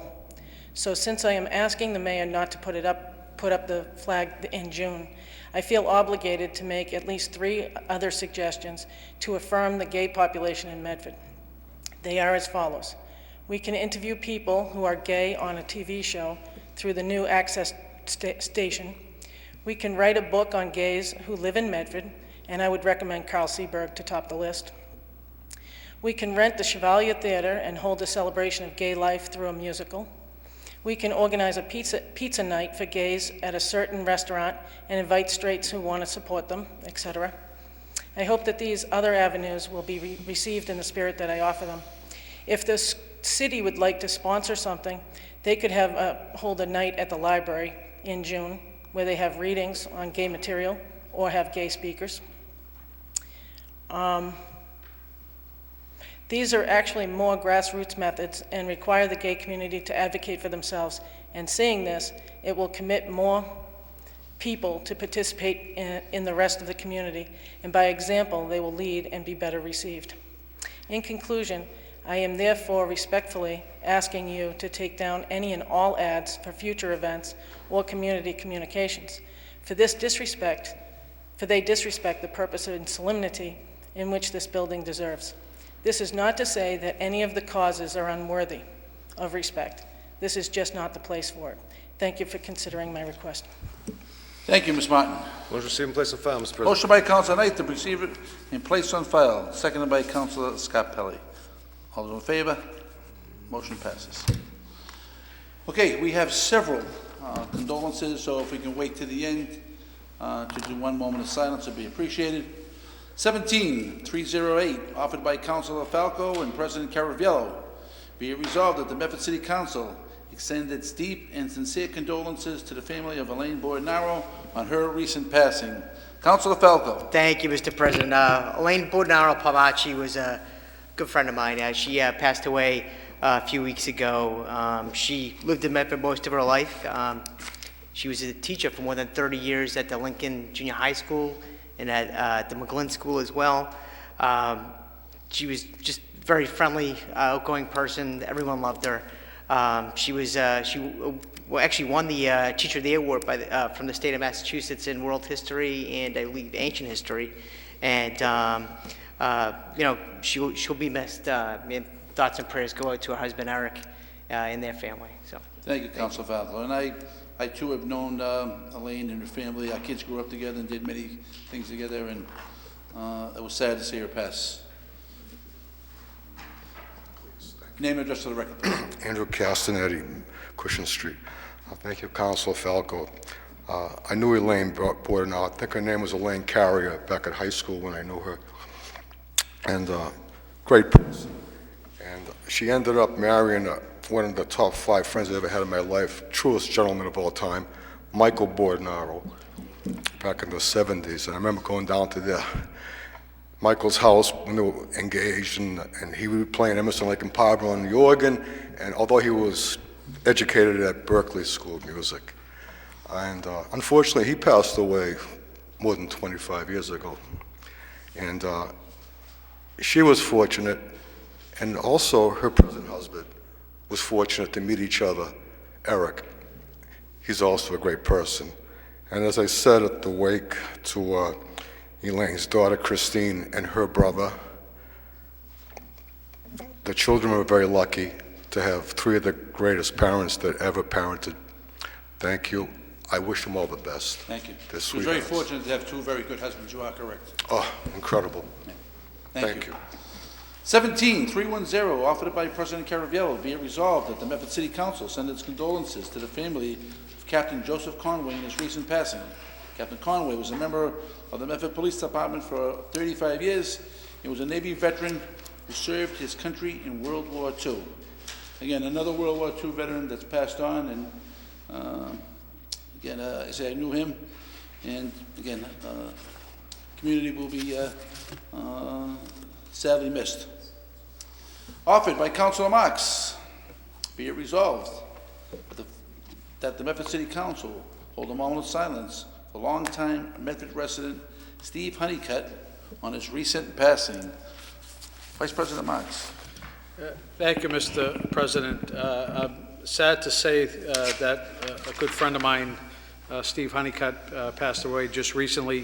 For any of us that know Steve, he was always around the community, served on the Disability Commission for a number of years, and was Medford's disability monitor for a number of years.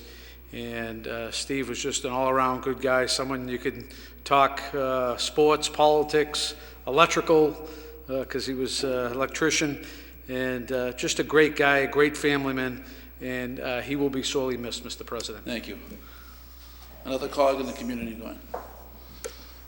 Councilor Longo-Kern. Thank you. I wasn't aware that Steve passed away. I just want to say I served with him on the Disability Commission for a number of years, and he was such a great man and a great advocate for people with disabilities, and he will be sorely missed. Thank you. Offered by Councilor Marks, be resolved that a moment of silence be held for longtime Medford resident Jane Cangiano on her recent passing. Councilor Marks. Thank you, Mr. President. I believe it's lifelong Medford resident. I might have wrote it down wrong, but Jane lived in the city, born and brought up here, went to school here, and was a nurse for many years. She was a very active member of her parish. She was a loving wife, mother, grandmother, and again, she will be sorely missed by her family, Mr. President. Thank you. Be it resolved, offered by Councilor Marks, be it resolved that the Medford City Council hold a moment of silence for a lifelong Medford resident, Norma Andre, on her recent passing. Vice President Marks. Thank you, Mr. President. This was a real tough week for Medford. Norma was a staple in this community for many years. If anyone know the Andres, they used to own the movie theater in the square back some many years ago. And Norma and her late husband, Frank, shared life for 70 years together, 70 years married. And her focus was always on her family. Anytime you saw her, she'd talk about the grandkids or her son, and everything was family oriented. And again, truly a remarkable woman, and she'll be sorely missed, Mr. President. Yeah, I agree with the Andre family, a good family in the city of Medford. We all rise for a moment of silence, please. These great Medford people.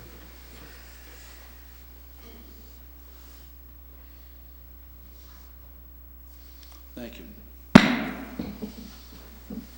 The records of the meeting of March 7, 2017 were passed to Councilor Longo-Kern. Have you investigated those records, and how have you found them? I have two amendments to the records, and I have written them down. I'll give them to the clerk. Otherwise, I move approval with these two changes. On the motion by Councilor Knight to adjourn, seconded by Councilor Scarpelli. All those in favor?